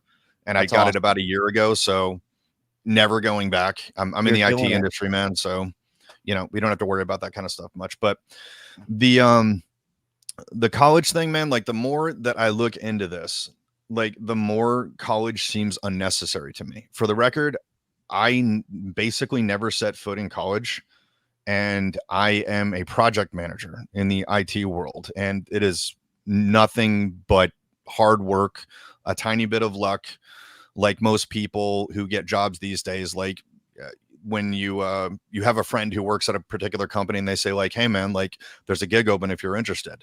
That's how virtually everyone gets a job these days. Half of my jobs, that's how I've gotten half. Yeah. I mean, it's like the majority of my IT jobs have either been like a coworker or an old friend has been like, hey dude, there's a gig open. Are you interested? So that's how I got in my current position. I think that people like me are the best example of, if you have a tiny bit of luck, and I believe luck is preparation meets opportunity. So right place, right time, and you had the right networking, which I've been trying to set up my entire life. And the rest of it is just working your ass off and being a hell of a lot fucking quicker on the receiving end than anyone else in the room. Yeah. If you're willing to do all that stuff, man, it doesn't really matter what industry you're in, you're going to go far, because the event in my life that kind of showed me that was not that long ago. It was about a year ago. I had never had to interview someone for a job before. I'd always been on the other end of it. Oh, I love doing that. I used to do them all the time. Yeah, keep going. So it's okay. So awesome. But I originally hated the idea of it when it was suggested that I do it. I was like, dude, I don't want to fucking interview anybody. Like, I don't know what I'm doing, man. I feel like I have like total imposter syndrome right here. But it's so much fun. I know it. I started to love it. I honestly started to really dig it. Like I made it entertaining. And I did, I think like 50 interviews, I think in less than a month. I was on a IT contract where they needed staff like right fucking now. So they basically put all of this on me, and I became what I called a professional interviewer, where I was doing like 6 or 7 of these things a day at one point. And I loved talking to people just to talk to them. And I tried to make it like not an interview. I tried to make it more like a conversation. I would love kicking them off their axis by asking them the famous Google question that they are notorious for asking their interviews. Why are manhole covers round? And I have no idea. The number of really, seriously, I have no clue. Okay, it's not okay. Here's the thing. It's not really an intelligence question. It's really not. It's the reason I would ask it is I want to see how people think. Like, I want to see them do the math, like where it's just like they try to reason their way through it. I was like, and I tell them, I'm like, if you don't know the answer, it's okay. Work through it. Show your work. Well, what is the answer? I'm building up here. It's the only shape that can't fall in on itself. Oh. So the manhole cover can't fall through the hole because it's round. If it's any other shape, it can get stuck or fall through, etc. If you turn it or whatever, round falls the same way every single time.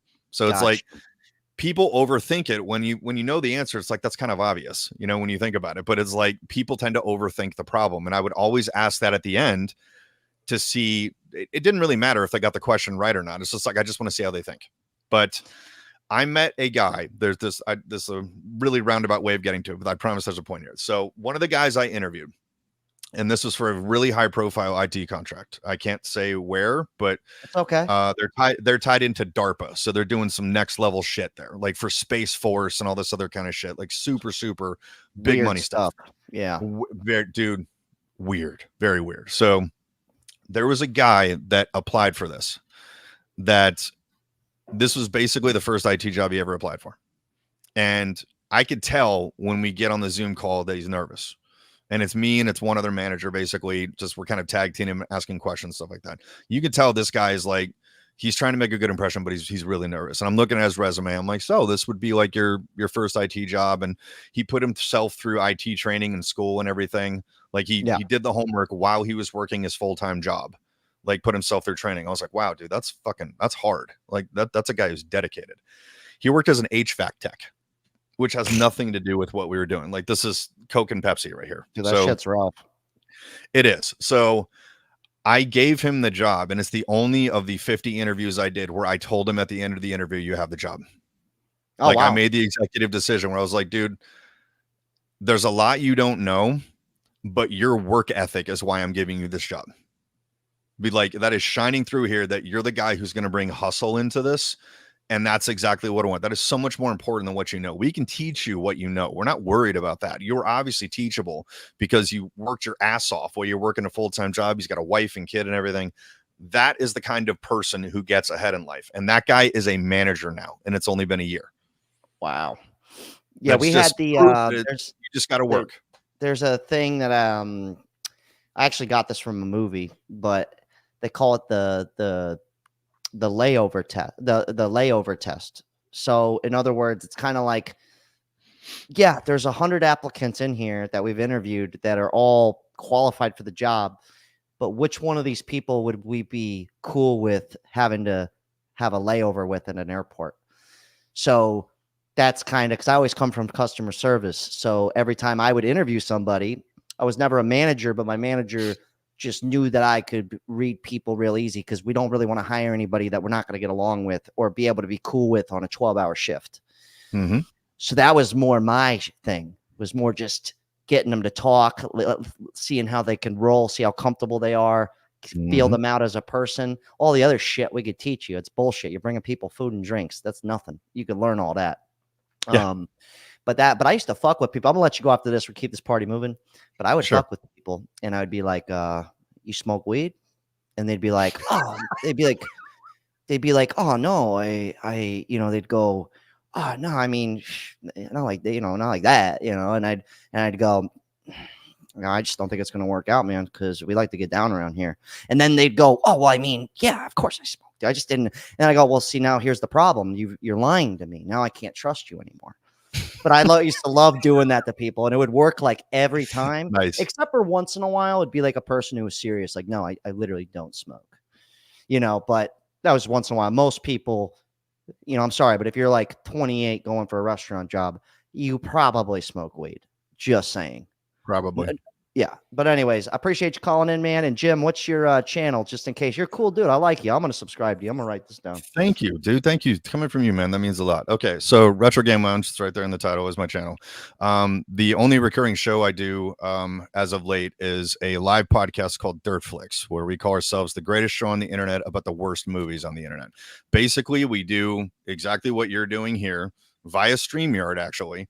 Where we watch bad movies on purpose with a live audience, where we sync up and everything. We always make sure it's free, like it's on YouTube or Tubi or something like that, some type of free platform, so everybody can watch it. And we just take the piss out of the damn thing and hopefully make people laugh. Well, that's it. You know what? What days you usually do that? I'm gonna have to chime in on one of those. Dude, that would be a fucking pleasure, man. Thank you so much. It's almost always on a Friday or a Saturday. Like it's never on any other day. Just I have to coordinate 4 other schedules with the other hosts. Just tell me what time. It's cool. It would be like 9:30 on a Friday or a Saturday. If you're on, are you on Facebook at all, Jack? No, but I'm going to be. Okay. Retro Game Lounge Facebook page. I don't want to hold this up. I don't want to hold this up. If anything, just DM me on Instagram and we can chop it up one-on-one, brother. All right, thanks, man. I appreciate it, Jimbo. No problem, man. It's good. I didn't mean to cut him off like that. My bad, Jimbo. Just kicked him out. Just like later, dude. All right, cool. Let's keep this party moving. Cool guy. All right, we got Ennis. What's up, Ennis? How you doing, man? Last time I heard from you, you got beat up by some short fella on the bus. That was funny. You got $10 from Ennis. He goes, need advice. Met a 20-year-old chick at the gym. Yeah, it's not gonna work out, dude. I've read enough. I'm just kidding. He goes, that I've been talking to about 3 weeks, and she reveals to me that she's actually a man. Yeah, no, I'm just kidding. That she's a single mom with 9 kids. Okay, dude. I thought I was making shit up. So single mom with 9 kids, but she really likes me, and she is super thick. I think you're joking. That's what I think you're doing right now. Ennis, if any of that's real, just have sex with her, and that's about it. Maybe take the kids to play laser tag, be an excuse for you to go play laser tag. That's always fun. I wouldn't mind playing laser tag either, actually. So if anybody wants to play laser tag, you let me know, because I would be down. I used to love playing laser tag. Way off topic, but true story. All right, Jess, you're coming in next. Let me get through here. Get some comments. Ennis with another $2. She's cool as F, but oh my God, man, I don't know. What do you mean you don't know? She's got 9 kids. If you're telling the truth. It's never going to work. I'm sorry. It's just not. It's just not. It's just not going to work. I don't know. I mean, give her a 10th kid. Just fucking complete it. Just make it happen. Give her number 10. Call it a life, man. That's terrible advice. Don't do that. You get my point. Just have sex with her and call it. That's it. Just if that's what she wants, then that's what who's going to give it to her, my man? You are. All right. We got DJ Bruce Wayne, my boy. Jack, we joke around and talk shit, but at the end of the day, we make these mistakes so the next gen doesn't repeat it. Unfortunately, it does, and it gets worse. Much respect. Yeah, most of us are going to learn the hard way. That's just how it rolls. And the really smart ones will learn from other people's mistakes, which I have. I've learned mistakes from other people. I'm like, I'll never do that. That's for sure. So I don't want to say that doesn't happen. All right, Jess, you're coming on right after I read this comment. It goes $2 from Shyler. It goes, I save money by being hobosexual. That was a good joke. I like what you did there. That's funny guy. Funny guy. All right. We got Jess coming in. Jess, 3, 2, 1. It's Jess. Hi. Is that that show? Sorry? You know that show? It's Jess, or what's it called? Oh, no. New Girl. New Girl. That's what it's called. Oh, okay. I don't really watch TV. I've just seen the commercial so many times from like a friend's house. His wife's always watching it, so it's always like it's Jess. I think Anyways, I've probably seen it before on TV. Yeah, that's how I know. I'm Jess Morgan, just like your Jack Morgan. Hey, sister, get on in here. So what Jimbo was saying though about luck being preparation meeting opportunity, that's Seneca, and I love that. That's a great quote. Oh, absolutely. Oh, Jess, real quick, if you don't mind, how old are you and where are you calling from? Oh, right. So I'm just outside of Austin right now. I work between Austin and Houston, but Nice. I am 35 years old. And yeah, I kind of live in between. All right. Very cool. Very cool. Yeah. So the success meets opportunity. This is a funny thing. Like I kind of have a stupid one where I'm, cause some people I'll talk to friends or something and they'll be kind of down and they don't know what to do.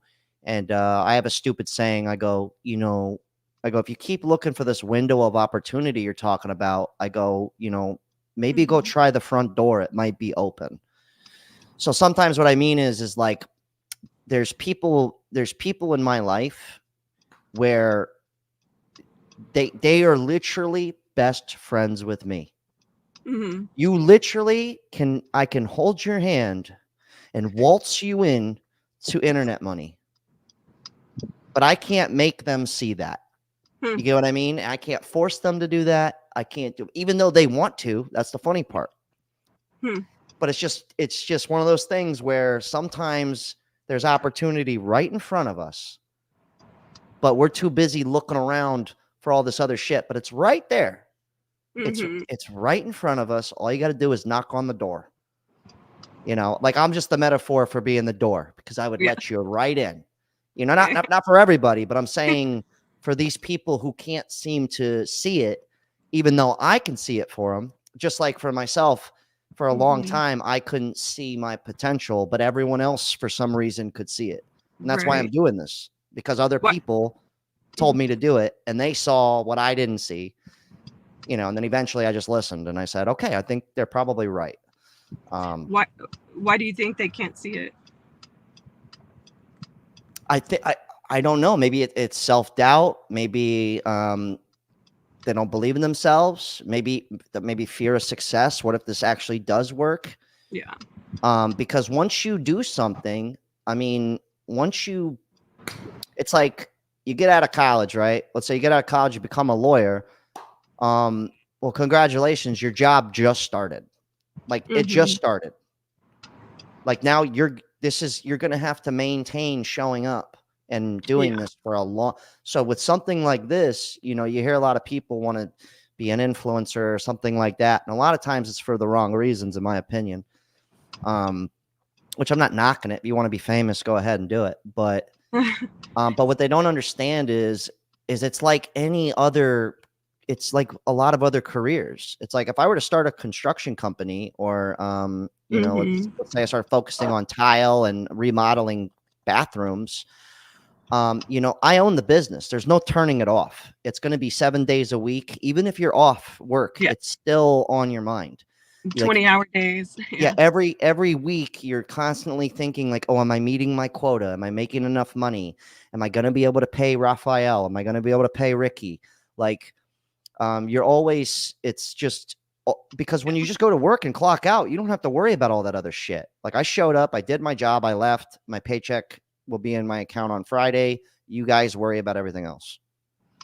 So that's the only thing with doing something like this. It's like, this is not that. And if you're able to become a millionaire in 1 year off of this, I would love to know how. I will pay for that information. Yeah. So anyways, Jess, I'll let you continue. My bad.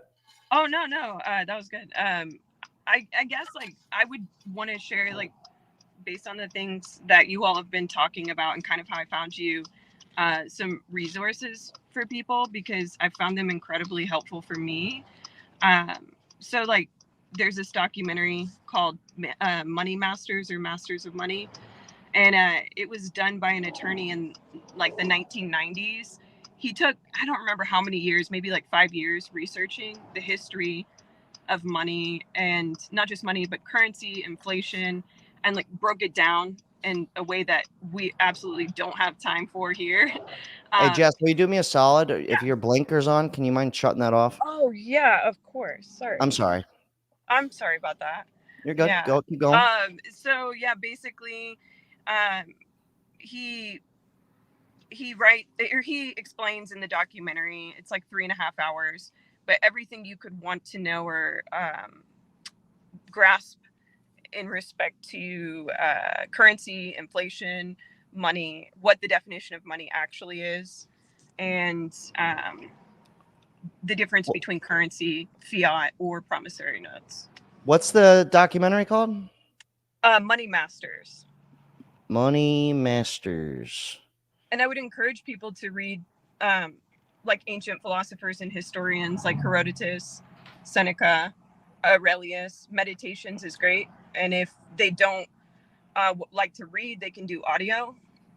Yeah, I like those channels that do like those wise quotes. Mm-hmm. Yeah, I love that. Like if I'm on like a long trip, like 2-hour drive, sometimes I'll pop those on. And sometimes you just, even if you only get like 2 gems, you're like, oh, I'm carrying that one around with me forever. Yeah, forever. Like, that's gonna be in my back pocket, ready to whip it out. Like that. So I love those. Those are always great. Like yeah. I just encourage people to educate themselves because I think, like y'all are saying, the education system is a scam. I think it has been since it started, and it will continue to be so. And it's just gotten worse. Yeah, it's also one of those things too, where it's like, I feel like it's necessary to a certain degree, but like, you know, how far along do you really need to be in school? I mean, like, let's be honest here. And most of us, at least me, you know, a lot of us just bullshitted our way through the whole thing anyways. So it's kind of like after a certain point, you know, it was kind of like, I don't know when the fuck I've ever used algebra in my life besides algebra class. Never once. I understand maybe if you're like an engineer, or if you're maybe like a machinist or like an architect, maybe, and I'm just pulling something out of my ass with that one. But like, other than that though, like most people don't need to know any of that. It's just like clogging my brain with shit. Kind of like you notice how like everything now it's like 2-step verification for this, 2-step verification for this. You got a password for everything. So what I'm trying to say is like, it's getting to the point where there's so much fucking shit I have to remember. Yeah. It's getting a little bit absurd.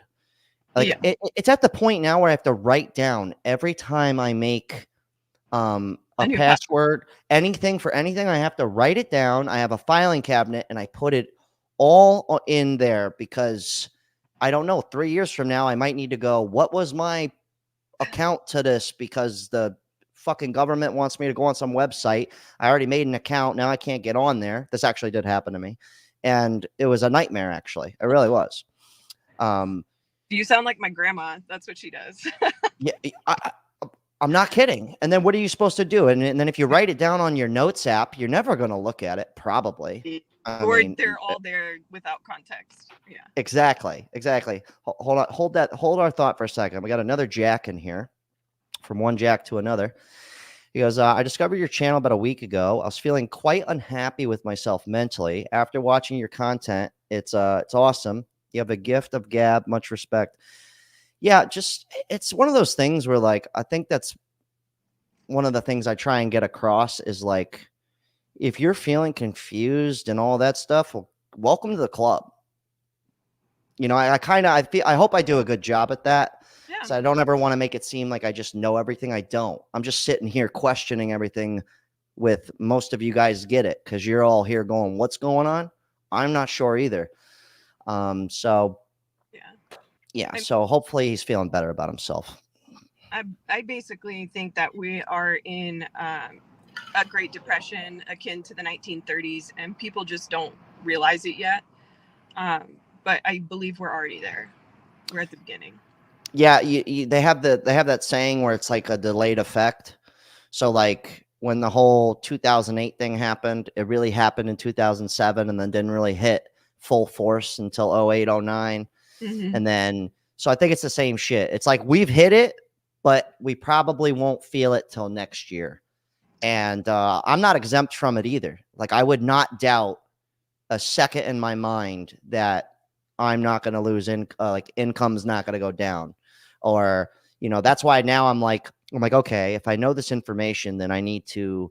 So now I'm like spreading all my stuff out across like all these other platforms. And I'm like, hopefully I could get a couple of other things monetized. That way, even if things get cut in half, hopefully I could still make, you know, enough to pay my bills and eat food.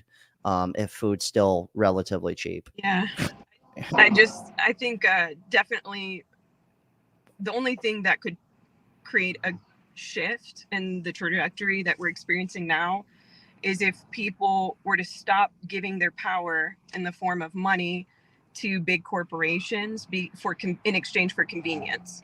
Convenience, it's just like every history story anything you've ever read in history, the same thing happens every time. Yeah, and I'm guilty of it too. Like I said before, it's not like I'm telling you guys to not shop at Amazon or go to Walmart. Like, yes, I do buy stuff from them occasionally. I'm not saying it's bad. But when we start neglecting all of the other small businesses that are, put it this way, if McDonald's and Burger King have to close stores, imagine the mom and pops. Yeah. Like, let's just do basic math here. If the big dogs, Walmart, is closing stores, imagine the fucking small business guy. So that's all I'm trying to say. And especially if you're also a small business owner, it's one of those things where, like, once you start trying to do some shit, like I never resold on Amazon because it was such a headache. And you have to give them all your inventory. You can't have any of it. It's almost like you're just putting all your trust into them. If anything goes wrong, you don't get any money. They have all of your shit, which is fine. I get it. Other people can still make money off of them. It's not a terrible thing. I don't even know. Whatever. Let it all go to hell, I guess. Well, I do believe probably one of the one of the most basic issues that people have is that this belief that things can be cheap, or and just this general sense of entitlement that made America great, quote, in the 50s and 60s. And it was just kind of this idea that you can have something for less than it's worth. That very concept itself is basically predatory. It's like exploitation by definition. So somebody else has to lose for you to be winning. Yep. And ancient societies were based on mutual. So everyone kind of transacted in like the baker, the farmer, the whatever, and they all traded. currency evolved just to make it simpler for Yeah. trading. But Yeah, yeah, it's like, sad. yeah, what are you gonna do? Anyways, Jess, we're gonna keep this party moving. I appreciate you calling in. Yeah. Masters of Money Masters, the documentary. I'm gonna have to check that out. Yeah, Money Masters, and just would encourage people to read like ancient history, just in general. We're living in it now, so Yeah, hey, you know what? I'm having a great time. All right, Jess, I appreciate you calling in. yeah, Thank thanks you. for All right, we got $2 from Tech World. Just for the fuck of it. Thank you, man. Appreciate you. Appreciate that. What's up, Raj? My man. My man. All right. Who's next? Who's next?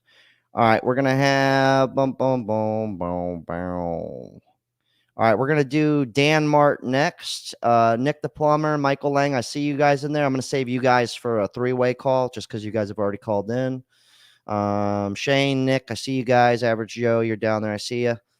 We're gonna do Dan Mart next, and then we'll go from there. All right. Wow.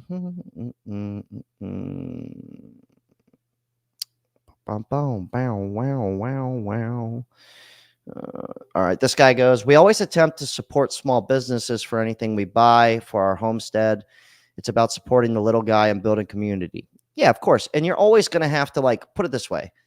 It's like, yeah, Home Depot is necessary, right? Like Ace Hardware, these places, they're necessary. But like, imagine if Home Depot just started, you could just hire Home Depot to go build your house. You see what I'm saying? Then it's like all the fucking contractors, all the people, they'd just be fucked. Or they'd be working for Home Depot now. That's kind of all I'm saying with it. I'm not like trying to make it a huge deal. It's just kind of like, support, instead of getting Papa John's, support the little New York place. Support the little fucking, the little Jamaican restaurant over here that I go to. It's like, why not? Why not? It's better than like you heard like Chili's is closing. It's like, maybe you shouldn't have made fucking 3,000 locations. You got a little greedy with it. It's not our fault. I mean, I kind of get it. You want to expand and get bigger, but it's kind of like whatever. All right. Orlando, my man, you should call in, dude. Orlando's got a cool channel. He's a real estate guy. I like him. Very enthusiastic individual. Orlando, if you want to pop on, man, you don't have to. It's all good. Maybe, you know what, Orlando? Don't pop in. I think we should do our own private stream. Because I kind of want to start doing that with other YouTubers I can't like link up with in person. But Orlando's a cool cat. Thank you for the $5, man. Sasha Johnson, I see you in there. What's up, sugar? All right. Okay, Dan Mart's coming in. Dan Mart, 3, 2, 1. Dan Mart. Hey, Jack. How's it going? It's going great, brother. So, how old are you? Where are you calling from, my man? So I am 35, and I'm calling from Tampa, so I'm not too far. All right, my man, Buccaneer. That's right. So what's on your mind? What's on your mind tonight, Dan? Talk to me. Well, I did notice your topics about, regret, resentment, people's opinions, a little bit of imposter syndrome related things. Yeah. Well, I mean, that was just something I wanted to touch on throughout, but you could talk about whatever you like. Okay, that's fair enough. No, like I'm really glad that I was able to find your streams. I've been subscribed for a little while.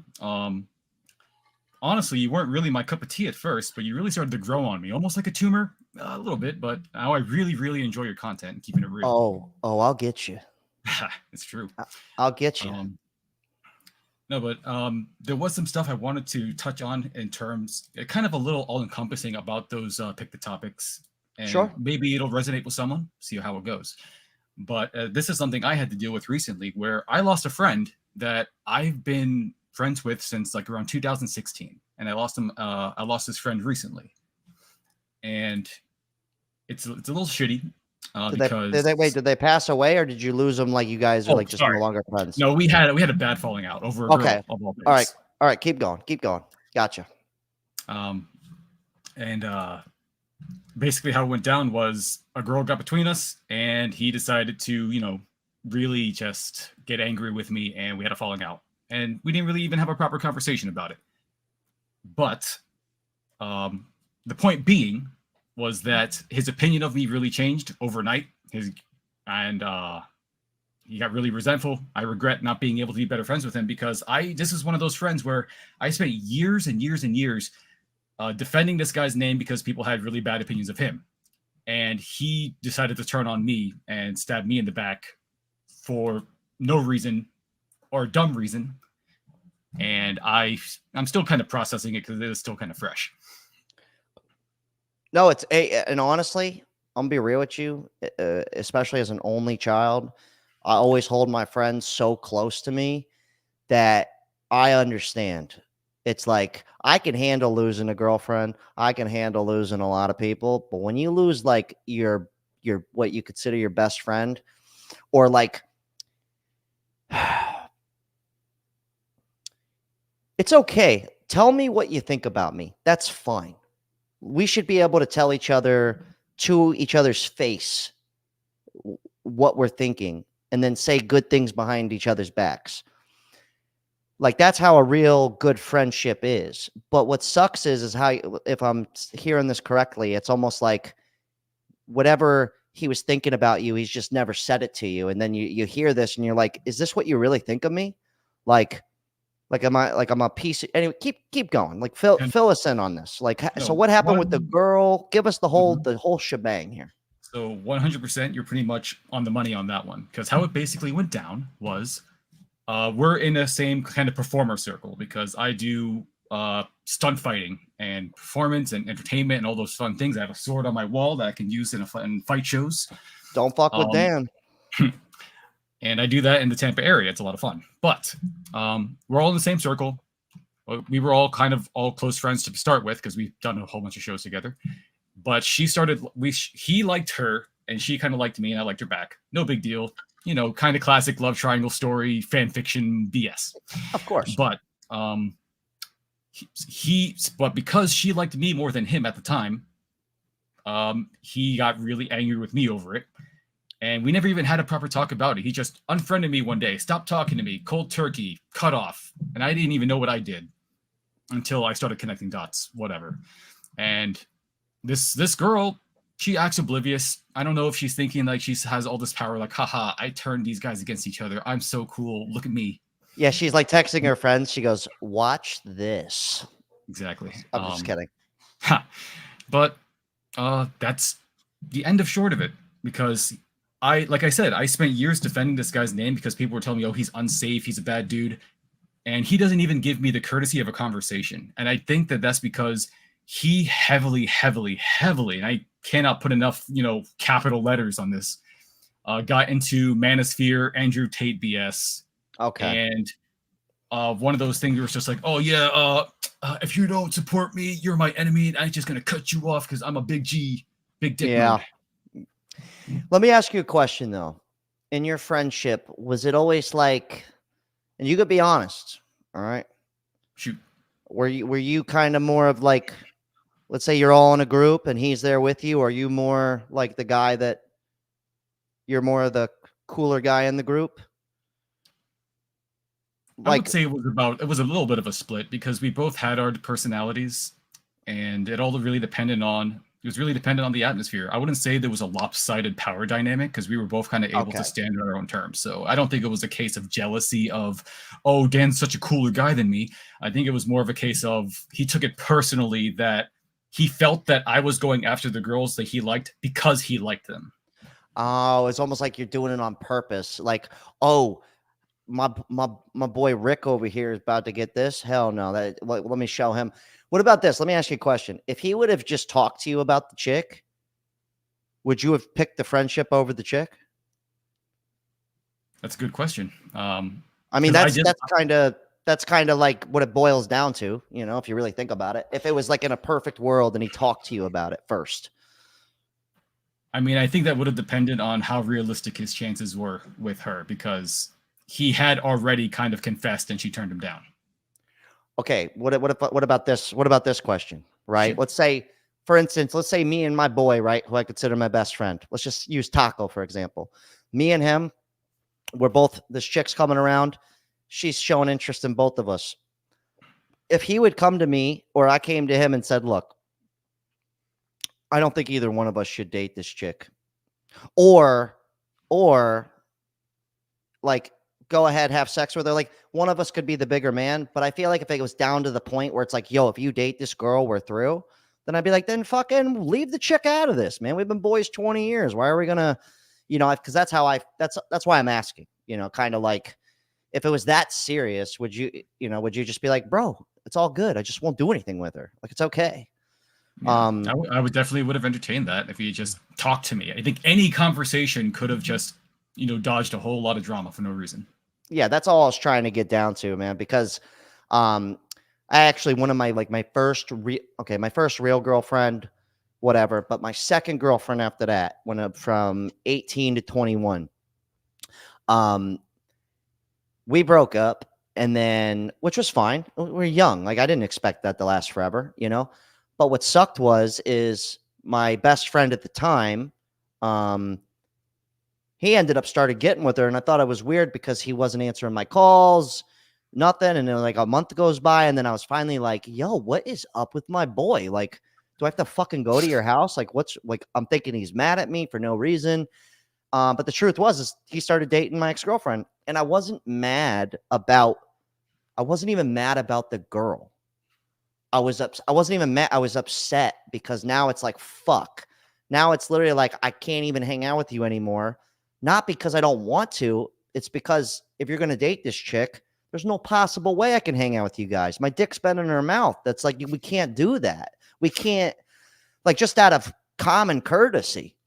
But they're still been together this whole time. Like, however long it's been, 14 years. They got kids and everything.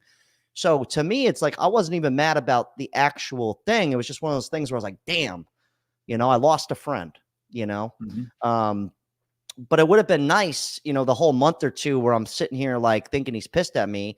I guess it's hard to do though. What are you supposed to do? Like call me and be like, hey, Jack, just so you know, I'm in love with your girlfriend and we're dating now.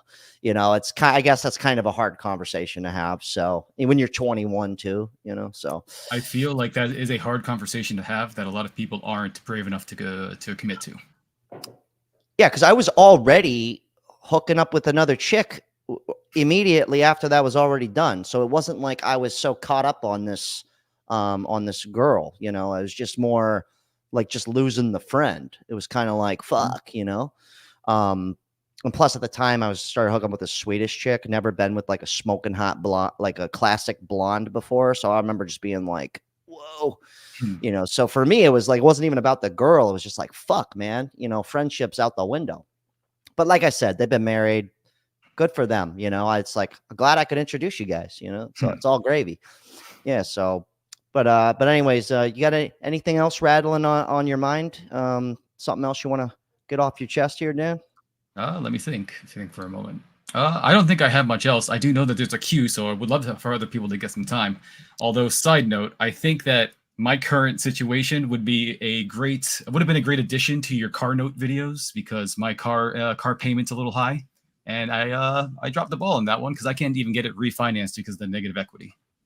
Oh shit. Well, I mean, if you want to touch down on that, I mean, because here's something about the car notes too. I feel like it's literally like people almost don't have an option.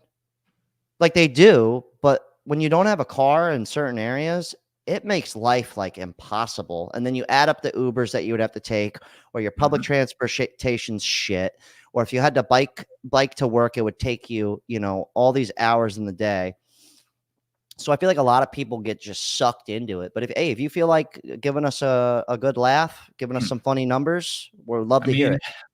I've definitely heard of worse numbers, but I decided that I did need a car at the time because I was about to be really, really screwed. And at the time, I was able to kind of, swing it and wing it. But then with inflation and the cost of living and everything going up, my quickly started falling behind. I have it's a 2022 Corolla, so it's still a Toyota, still runs really well. But my monthly payment is like $585, and then my insurance payment is like $240. And the damn thing is costing me more than rent. So I know it's steep, man. It's steep. And what really sucks about it is it doesn't hit you until like 3 to 6 months of having the car payments. That's the fucked up part. Because I've had a car payment before. So after 6 months of having the car, that's when I was like, I think I made a big mistake. Yeah, but you know what? Hey, you got a car, you're stuck with it. I mean, fuck it. What are you going to do? Have a repo? You don't want that. No thanks. So, hey man, Yeah, but I'm working through it. I'm working through my options. So like, I can't really complain because I knew what I was signing up for when I got the damn thing. So I can't complain too hard. Well, you know what? The next shorty you're talking to, take her in the back seat. Tell her this is more than your rent, baby. Get on back here. And I appreciate you calling in, Dan. And you know what? Hopefully your friend has a change of heart, hits you up and goes, hey, man, I don't know what I was thinking. Sometimes we get mad about dumb shit. And, dude, I've had hiccups with my boys. One of my best friends in the world. We didn't talk for an entire year. And then we laugh about it now. We're like, dude, remember the time we didn't talk for a whole year for no reason because we couldn't just talk to each other? And we laugh about it now, but, hopefully I'll hope for the best for you, man. But I'm going to let you go. I'm going to get some more people up in here. Sounds good. Enjoy. Have a good rest of your time. All right, Dan. Take it easy, brother. All right. Good guy. Good guy. All right. We got Isaiah with the 5 big ones from downtown. Because if people live below their means, majored in the right things, these issues wouldn't be a problem. Yeah, I mean, I agree with you to a certain extent. I think a lot of us is self-inflicted for sure. At least I'm guilty. I've been so stupid with money at times in my life. But at the same time, it's like some of the shit is just, it's forced on us. Insurance, property tax, every tax, it's all forced. So like a lot of that shit we can't even change, even if I guess we could, just don't pay any of it. I don't know how well that will work out. But you do have a point. Anyways, we got Tech World with 50 big ones. Holy smokes. Thank you. Seriously. Hate not having a reliable car. Used to work on my 1997, purchased 2003, batteries. Yeah, you know what? I do agree with the having a car. I couldn't imagine not having one.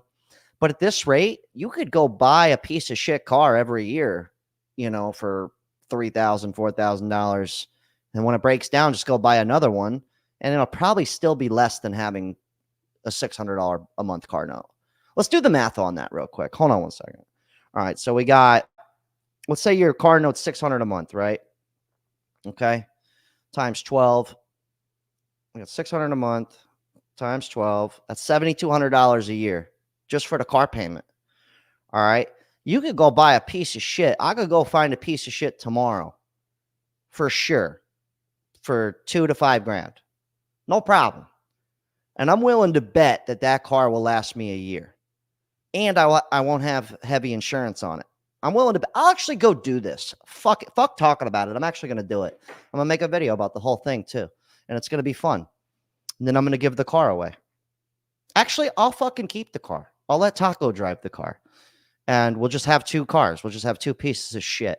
Just driving around town. Just chilling, Ladies, you know what I mean? Anyways, thank you for the $50, Tech World. I appreciate that, man. Jim Berg, my boy. My man, Jim. All right. Who's next in here? Ding, ding, ding. Diddly-doo. All right. Okay, we're going to do Unaverage Joe. Actually, we're going to do a 3-way call with y'all. We're going to do Unaverage Joe and Henry. You guys are coming in at the same time. Okay? And we're all going to be kumbaya. We got $5 from Gold Ace News. He goes, GameStop saga. Gamblers think Roaring Kitty will make them rich. No idea what any of that means. But, yeah. Oh, the GameStop. That's when they, jump the stock up on purpose. Yeah. Okay, I see what you mean. Yeah, but the thing with that is most people lose and just a few people win. So that's the only downside to that. All right. Who did I say was coming in? Henry and Average Joe. We're going to do some 3-way calls here. All right. I want to power through. Not power through, but just I want to make sure all of you guys get in here. All right. Henry. I'm going to do Henry first, and then I'm going to get Unaverage Joe coming in. Henry, my boy. How old are you, and where are you calling from? Ohio. 27. Oh, 27. All right. Let's get Joe up in here. Joe, can you hear me, brother? Wake up, Joe. I think he's sleeping. He needs a morning Joe. He's Miss Bo peeping, bro. All right. Well, Nick, you're coming in. I hope Nick, I hope you're ready.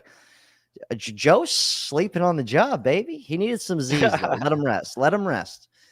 All right, Nick, my man. How old are you and where are you calling from, brother? I'm 23 and I'm from Orlando, originally from Jersey. All right, all right. Cool. So let's let Henry here. Henry, I'm gonna let you start us out, brother. What's on your mind tonight?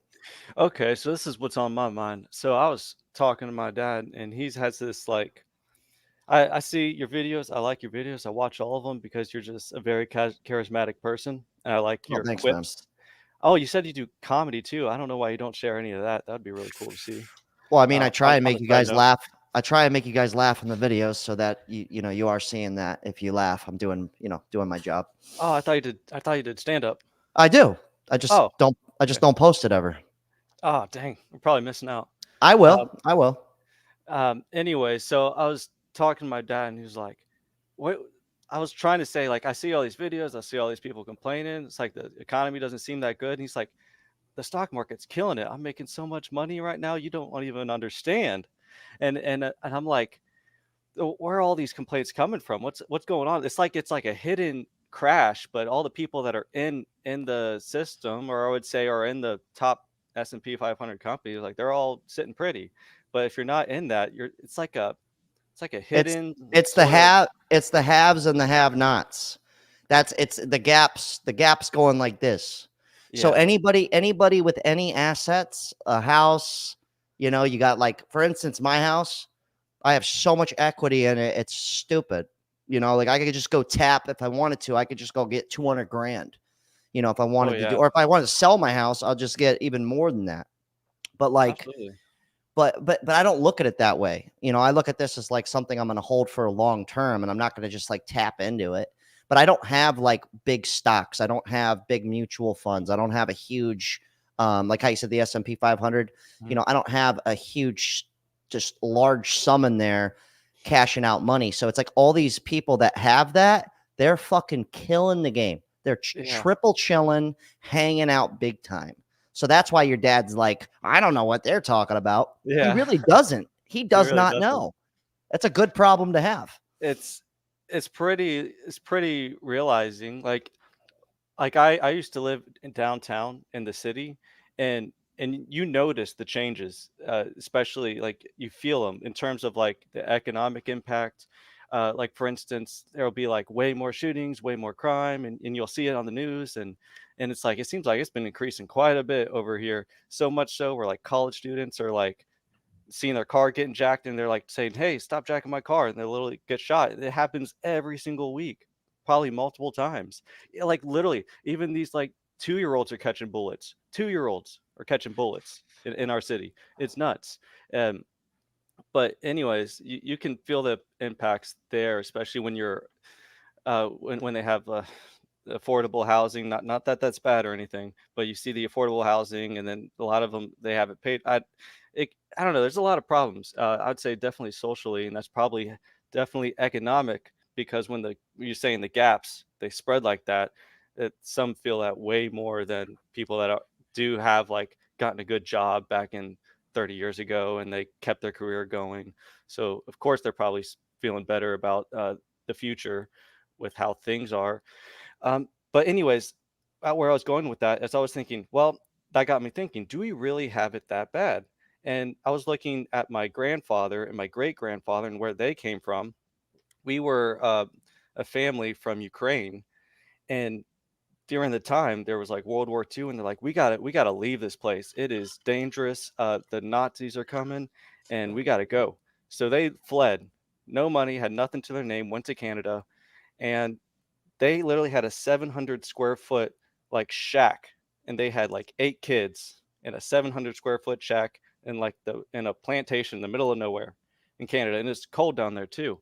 So I was thinking, well, if they went through all that, and now I got heating and air conditioning, and we don't have like a bunch of kids here, like, is it really like that bad? I mean, I know it's like bad, it's worse than what it was, but it's really not that bad, like compared to my great grandfather. Oh no, man, we're triple. We're on like we're on like kind of, I don't want to say easy street, but yeah, we have it way chill compared to like, yeah, dude, my grandfather, he was sharp all the way up until the day he died, like 92 years old. But he used to like, he's like, he had 5 kids. His like car, like the back of his car had like holes in the bottom of the car, like legit, like you could see the road.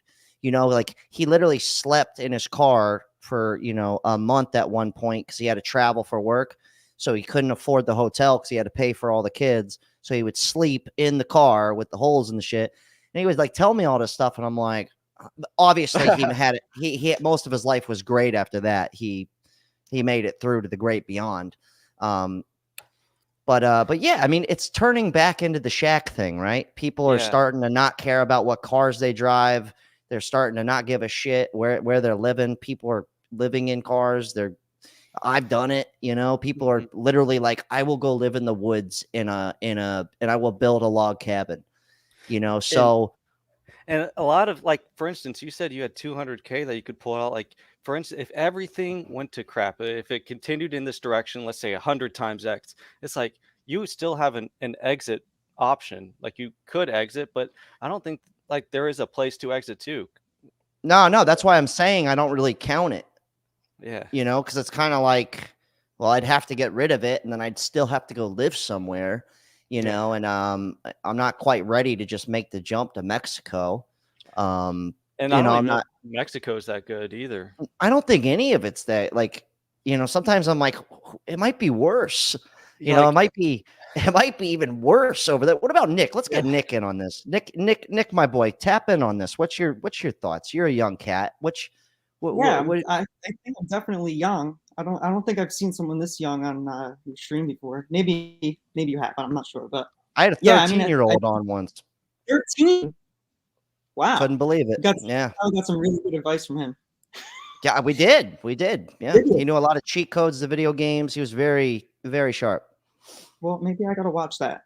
But no, I wanted to talk about like my generation, like Gen Z, and how things are going with us and how our future's looking.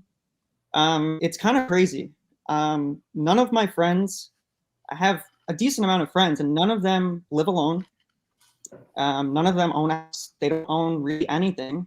Their major expense is a car payment and insurance. That's my main expense as well. You know, I'm lucky to live with my parents at home, and you know, they help out when they can. But dude, it's crazy to think about. Like when my parents were my age, they were already married. They already bought a house, and I'm sitting here, and I'm like, how am I going to get to that point? You know, I feel like I do make a decent amount of money. I'm an auto mechanic, so pay is kind of fluctuating because I'm not hourly and I'm not salary. I get paid flat rate, it's called, so it's paid by the job. Yeah, I get what you're saying. Yeah. So it's you know, money's not steady, and a lot of the people I work with are obviously older than me, and they tend to say that they don't like the job and that they don't want to continue the job because it's so physically demanding and the pay isn't really all that great. Yeah, the pay is not adding up. That's like one of my old mechanics, he actually retired, but and I ended up going to a different guy, and now he's retired. But this dude Shane I used to go to, great guy, but he discovered that once he learned enough, he was like, he started doing like travel, like it was like the travel mechanic. So, which was a great niche, and I gave him a lot of business too, because at the time I drove a real piece of shit hoopty, and it would always break down. But the cool thing is he was on call, so if I call him, if he wasn't busy, he would jet right out to you. He has all his shit, all of his stuff's in his truck or in his van, and he'd get out. If you need to go get parts, you go get parts. But he could fix your car on this, you know, on this in a parking lot or wherever it was. And I even asked him, I was like, so you just do this? He's like, yeah. He's like working for the shop. He's like, I'm only making 50, 60 a year, but doing this, he's like, depending on the year, you know, I'm clearing double because he's able to, because that flat rate you're getting, obviously, if you work for a shop, they're getting, you know, probably they're getting most of that, or they're getting half. or I work at a dealership, so it's good because it's constant. You know that there's constant work coming in. Yeah. Our dealer rate is $220 an hour. So it's at a BMW dealership actually. So you could obviously tell that the rates are insane. I saw that you had a BMW point, so I think you understand or you talked about it. It's crazy, dude. I feel bad for these people because again, people are putting themselves in these situations, buying these cars. I could even say it myself, fixing them. But I mean, people are buying $50,000 cars. It's all good. Their payments are $500, $600, $700 a month. But when it comes to fix it, expect $1,500, $2,000 minimum to fix anything on the car. Oh yeah. Minimum. BMW. I had this guy. His name was Bob, not in Long Beach. Anyway, somewhere near Long Beach, California. Right. But he had the shop. Older guy. I come in and I bring my BMW in. I'm 25, and black on black, had to have the leather. So I pull in and I'm like, yeah, man, this thing's, fucking up and all this. And he just starts like laughing at me. And he's like, what do you do for work? I was like, I'm a bartender. He goes, oh, bartender. He's driving the BMW. And he's like roasting. This guy's like roasting me. And I was like, yeah. He goes, well, he's like, so you're making he's like, you make like $250,000 a year or something? And I was like, no. And he's like, well, why are you driving this car? And that was the moment I realized, I was like, oh, fuck, because he was so right. Within that next year, I spent, what was it? I have the receipts. I have it written down somewhere. I spent upwards of $12,000 in repairs on that car in 1 year. Yeah. Dude. Yeah. It's And crazy, it was like, man. I wasn't making like that great of money. It was like I had at one point, I think I had like 20 something grand in the bank. Within a year, I was down to 10. And it was all for that fucking that's car. What it is. It's people living above their means, especially my age too. I know multiple people my age that have $1,000 plus car payment. And it's like, you're working for your car. You are literally working for your car. If it has to come to an emergency of moving saving out, doesn't exist. Yeah. This guy here, Brad, thank you for the donation from earlier. I did not forget that, but he's doing it solely for his credit score. So that's good. He said his credit score is really healthy from his car note. He doesn't know what you guys are talking about. Well, Brad, he probably makes great money. Unfortunately, idiots like me who thought they were rich because they had $25,000 in the bank and made $60,000 a year.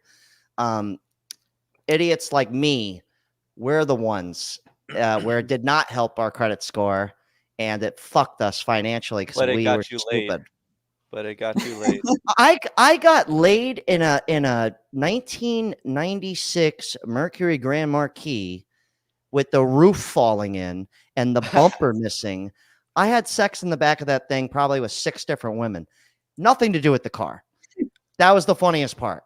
Like I was actually doing better with the piece of shit, because when you're in your 20s, you could pull that off. Once you're like 30, 35, you might want a bit of a nicer car, at least something that's not dented and the seats are ripped up. It doesn't have to be a BMW.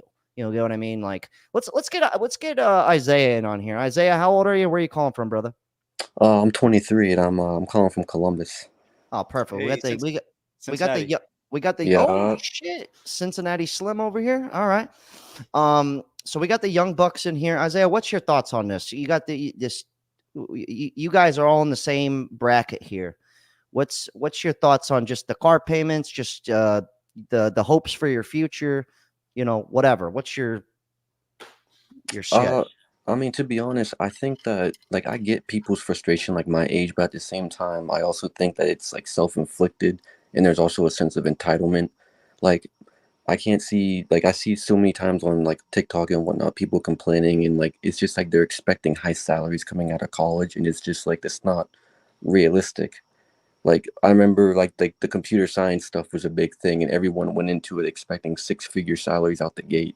And then when they're not getting that, then they want to be mad and complain that they're not getting that. And it's just I don't know. It's just, the whole complaining about the economy thing, like I understand it, but also at the same time, people have to be more realistic and not expect a ball in their 20s. Can Like I I ask had an OG tell me that, you know, you're not going to be rich in your 20s or your 30s. Your money's going to work for you later on in life. So that's kind so of just the way I view it. Like I don't see myself, like, for one, like with the whole buying a house thing, I don't see myself, one, knowing where I want to settle down, and two, if I don't have a family, why do I need a house in my early 20s? So that's kind of how I view it. Wow. question: what hourly salary is considered middle class now? I'd Um, say a cool 50. A cool 50. Yeah, 50, 50. That's what I'm 55. saying. Yeah, 50. Cool. Honestly, yeah, I'd say upward of 50 or north of 50. Yeah. Honestly, I mean, let's do some basic math here. 50 times 40, what's that? 2,000? 50 50 times is 40, almost that's 100, that's I think. yeah, that's $100 grand a year. So that's Yeah. $50 an hour. And that's like 40-hour a week. I guess you could go less than that. You could go, 35 an hour and then work overtime every fucking week. I don't know how long you're gonna be able to manage that. Can you make Um, 6 figures with Uber? I mean, don't- probably, but you're gonna spend a shit ton in gas and One of my friends repairs. swore to God he was making 6 figures in Uber in Cincinnati. I'm like, no way. Maybe in Vegas or some city like that, but there's no way you're making 6 figures. You could, but it's not gonna be no take home. It's not gonna Well, be take home. Absolutely. it's all Yeah. about living within your means too. Like if you know you can't afford a family on, 60K a year or something like that, then why are you having kids though too? It's like a lot of these things are self-inflicted. Like why are you then renting? Why do you have a 2-bedroom apartment when you're single? You know what I mean? So there's stuff like that. I think it's mostly self-inflicted, unless, like, I agree, like the economy is a part of it, but I think a lot of it has to do with people's poor choices and just being financially illiterate.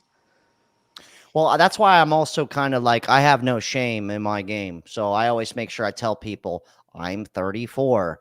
I have a friend that lives with me to help split some bills. Like I say this for a reason, because I feel like some people feel bad about it if they have to do that. Because so many people seem to be able to just live completely on their own. Which great for them. Awesome. Like I get it. Like I totally do.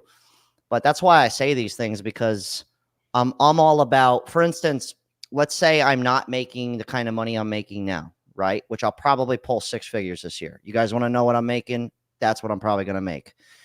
But you got to remember, this is a long game here. Like I don't know how this is all going to go. Like it's not guaranteed. So I have to be smart. But when I was making 50, 60, 70 grand a year, the only way that I could save more money was to lower my bills. That was the only way I could do it. So if that meant that I had to have 2 roommates, then so fucking be it. Like I'm trying to save something here. Like I'm trying to, get ahead. When I was making 60 grand a year, I'm saving more than the guy who makes more than me. But it's only because I'm living with somebody, my car's paid off, and I've got 2 roommates. I don't have like all this these extra bills. So that's how I look at it. Is kind of like make it so that it's normal. I don't want to say, like Henry said, it's like I want to make it normal to live in a shack with 8 people. I don't mean that.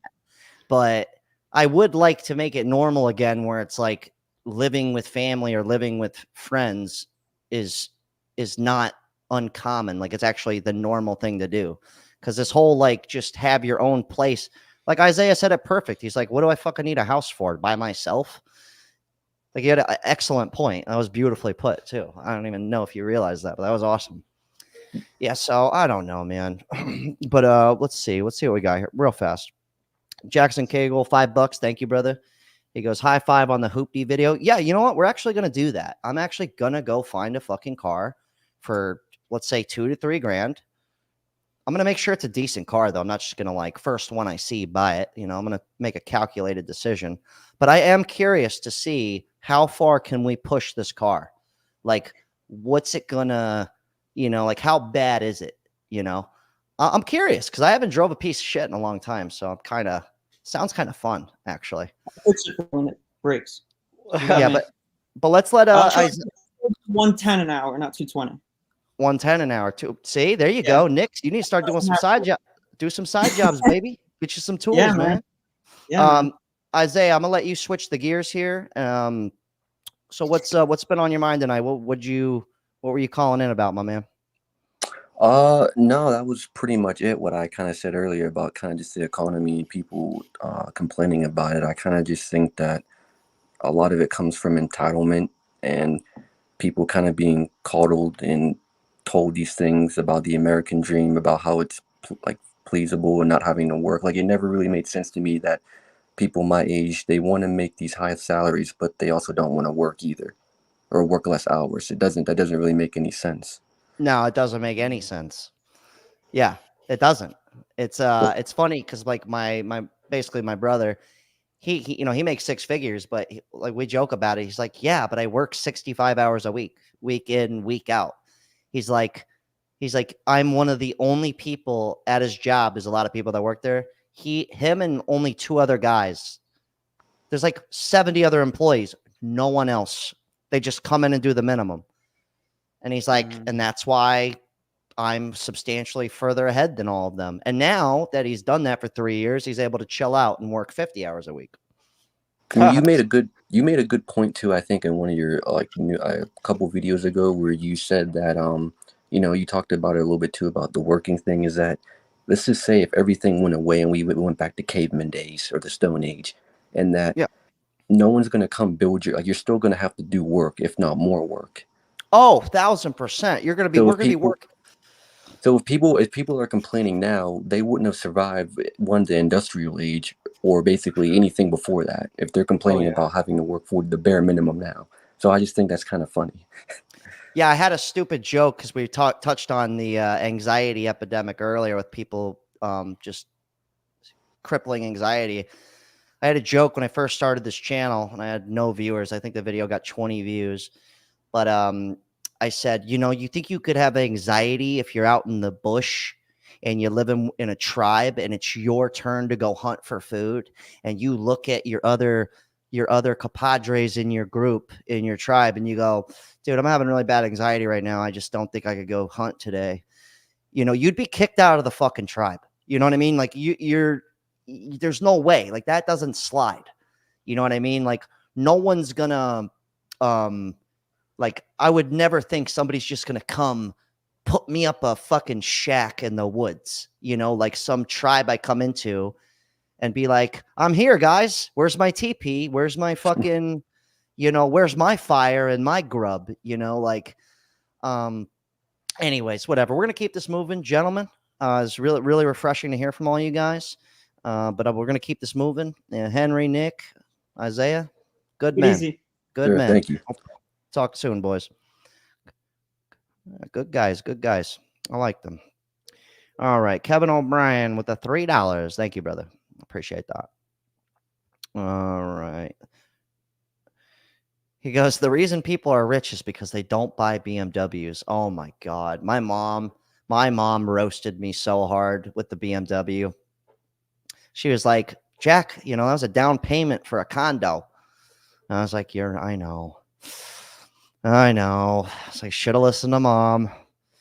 The same with my dad too. My dad said the same shit back when he was sharp. He was like, you have 40 grand? He's like, why don't you buy an apartment? And I was like, no, I'm going to go to California and blow it all. He was like, okay. He goes, I'm coming with. He did. All right. We got Industrial Dave. Thanks for the $20, brother. He goes, so many people live above their means. Boom. He goes, Group 48 with the Gucci. Oh my God. What gets me revved up the most is like, I live kind of like hood adjacent. Oh, when people pull up with the Gucci slides and they pay with their EBT card. Oh, it drives me nuts. Drives me crazy, actually. It really does. Thanks for the $20, Dave. I appreciate that. $10 from Dale White, my man. All right. Let's keep this moving. All right, we got a few people left to put in here, and then we're going to wrap shit up. All right, so we're going to do another four-way. We're going to do another four-way call with y'all. We're going to do Well, actually, I'll do one of my regulars. We're gonna do Nick the plumber. I'm gonna do the brown farmer. See you in there. We're gonna do you. We'll do Haley Hansen, and then I'll get through the rest of you guys, and then we're gonna end on that. All right, hold on one moment. We got another $5 from Tech World. Tech World must be balling, man. You've been sending some real money in here. Thank you, seriously. You must be doing very well. Make sure you get a POS European, a piece of shit American car to test. Exclude Asian cars. Okay, challenge accepted. We'll get a piece of shit American car. I'm doing this for real. I'm not kidding. This is gonna be fun. And I'm not gonna front. I've been helping Taco out with a bunch of rides to and from work. And it's not because I don't love them, but you know what? Let's just get another car in this bitch. Fuck it. You know, I'll just be like, dude, just drive this thing. You know, I'll let him be the test dummy. I'll drive it. Don't get me wrong, but you know, I'm not just gonna be like, oh, I'll keep the piece of shit. You take the Ford. You know, no. All right, we got $5 from Devon. He goes, love your vids. Please shout out my brother DJL. DJL. He's on YouTube. You remind me of him. Keep doing what you're doing. I appreciate the $5 and shout out to DJL, my man. All right, let's get it. We're gonna do Nick coming in hot. We got the farmer man coming in hot, and then we got one woman in here with a bunch of dudes. So good luck, Haley. All right, we're gonna start with Nick the plumber. He's a regular here. Nick, how old are you, and where are you calling from for the new people? I'm 34 and I'm from Alberta. Canada, cool. The Brown Farmhouse, my man. How old are you? Where are you calling from, brother? Hey, what's up, everybody? I am Nico, calling from Orlando, Florida, 35. All right. And Haley, how old are you, and where are you calling from?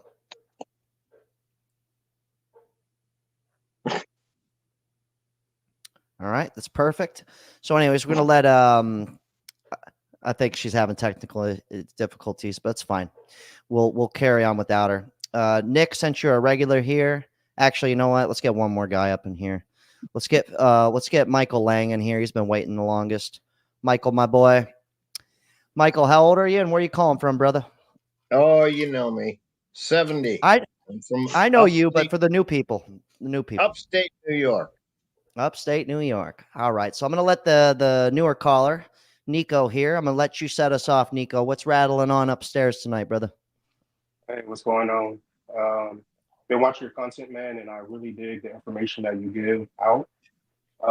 One of the things that my family were really big on, man, is just living a simple life. That's why I dropped in the chat about the gems you drop.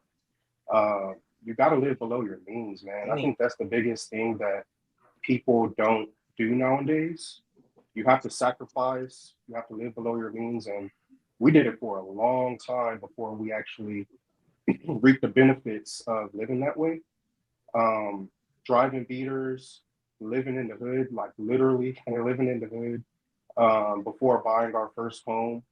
And then now, of course, we're outside of Tampa, in between Tampa and Orlando, and we have a homestead. Thank you, darling. And the biggest thing that we talk about is self-sufficiency, community, and bucking the system, man. Like when you know what hits the fan, the reality is like you got to be able to take care of yourself and your family. You can't rely on these jobs, man, because I work for a Fortune 500 company and I experience all the time, and you've made videos about this. When things don't add up or line up on that Excel spreadsheet, they're gonna lay you off. They're going to lay you off. So you have to prepare. Don't put all your eggs in one basket. You know, that's one of the things that we've been able to do. And right now, we're just trying to build generational wealth for our family. I have 3 children, and you sacrifice now to live better later. For real. Hey, let me ask you a question. That's beautiful, by the way. Were you the one that hit me up on Instagram? Yeah, that was me. Man. Yeah. Cool. Yeah, I still want because I'm going out to Tampa regularly now for stand up because I got a good stand up community out there.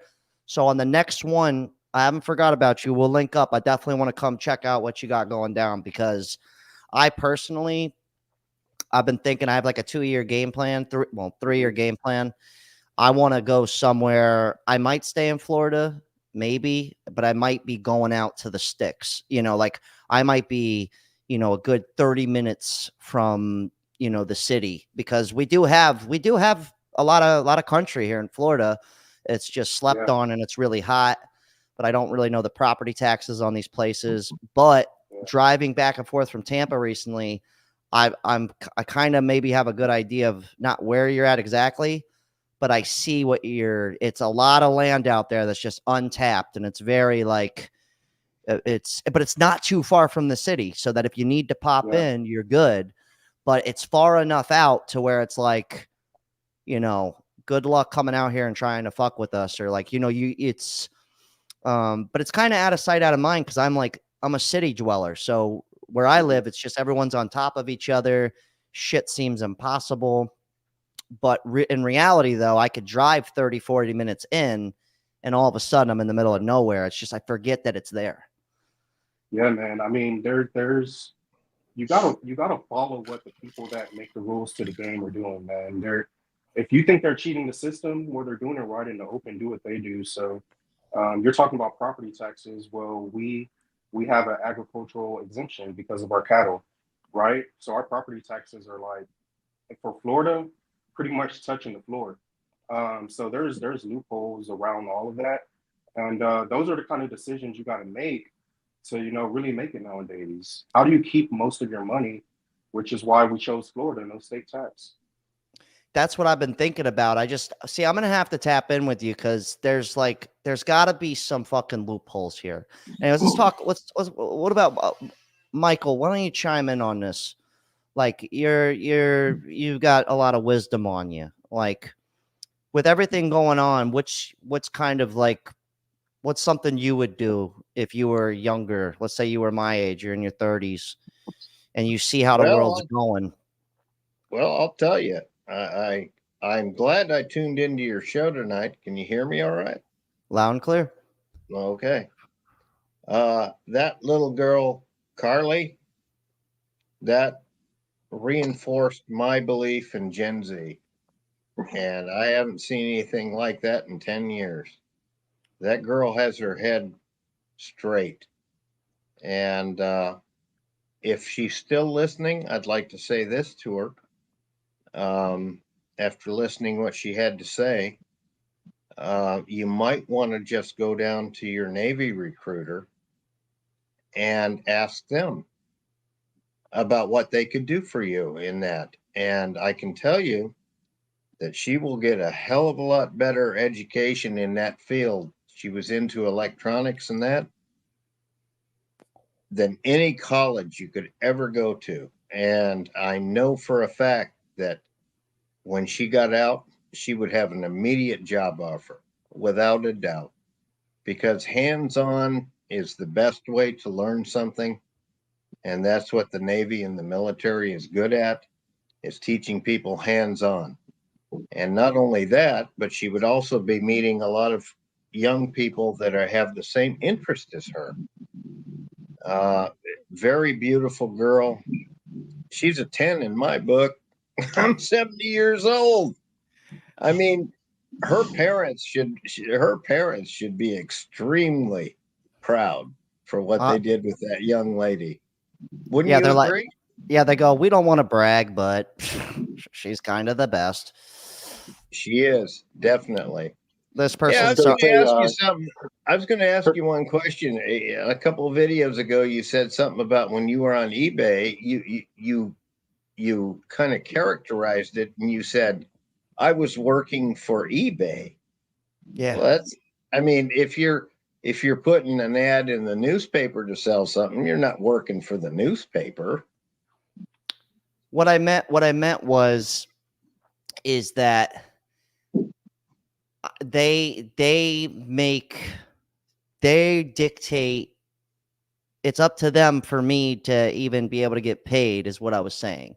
So like, I didn't have a brick and mortar store. I didn't have my own website. Neither do I. I'm just saying, I was just making a point that it's getting to a level where owning your actual own business. So for instance, with what I'm doing right now, the closest thing I could do to it being completely mine is to have my own website, build it up over years to where it's like a subscription base. So maybe like $2-3 a month, something like that. And then build up, 3,000, 5,000 people that pay monthly. That would be like the closest thing. Cause otherwise YouTube has done this before, and I wouldn't doubt it if they do it again. They could pull the plug on your income at any time. It's their business. It's their company. And I'm grateful to be here. Well, is YouTube your sole business now? You're not doing eBay anymore? I mean, I still sell some here and there, but I don't have the time to just, if I had to, I have the skills to get back into that business, no problem. And I have the inventory to do so. I didn't just get rid of everything. Good. Yeah, I keep all the stuff you see behind me. I would sell all of it in a heartbeat. I'm not attached to any of the stuff. Like if I needed to collect 20 grand in like a month's time, I have plenty of stuff I could go get rid of immediately. Exactly. No problem. And So that's I still have the mindset for it, yeah.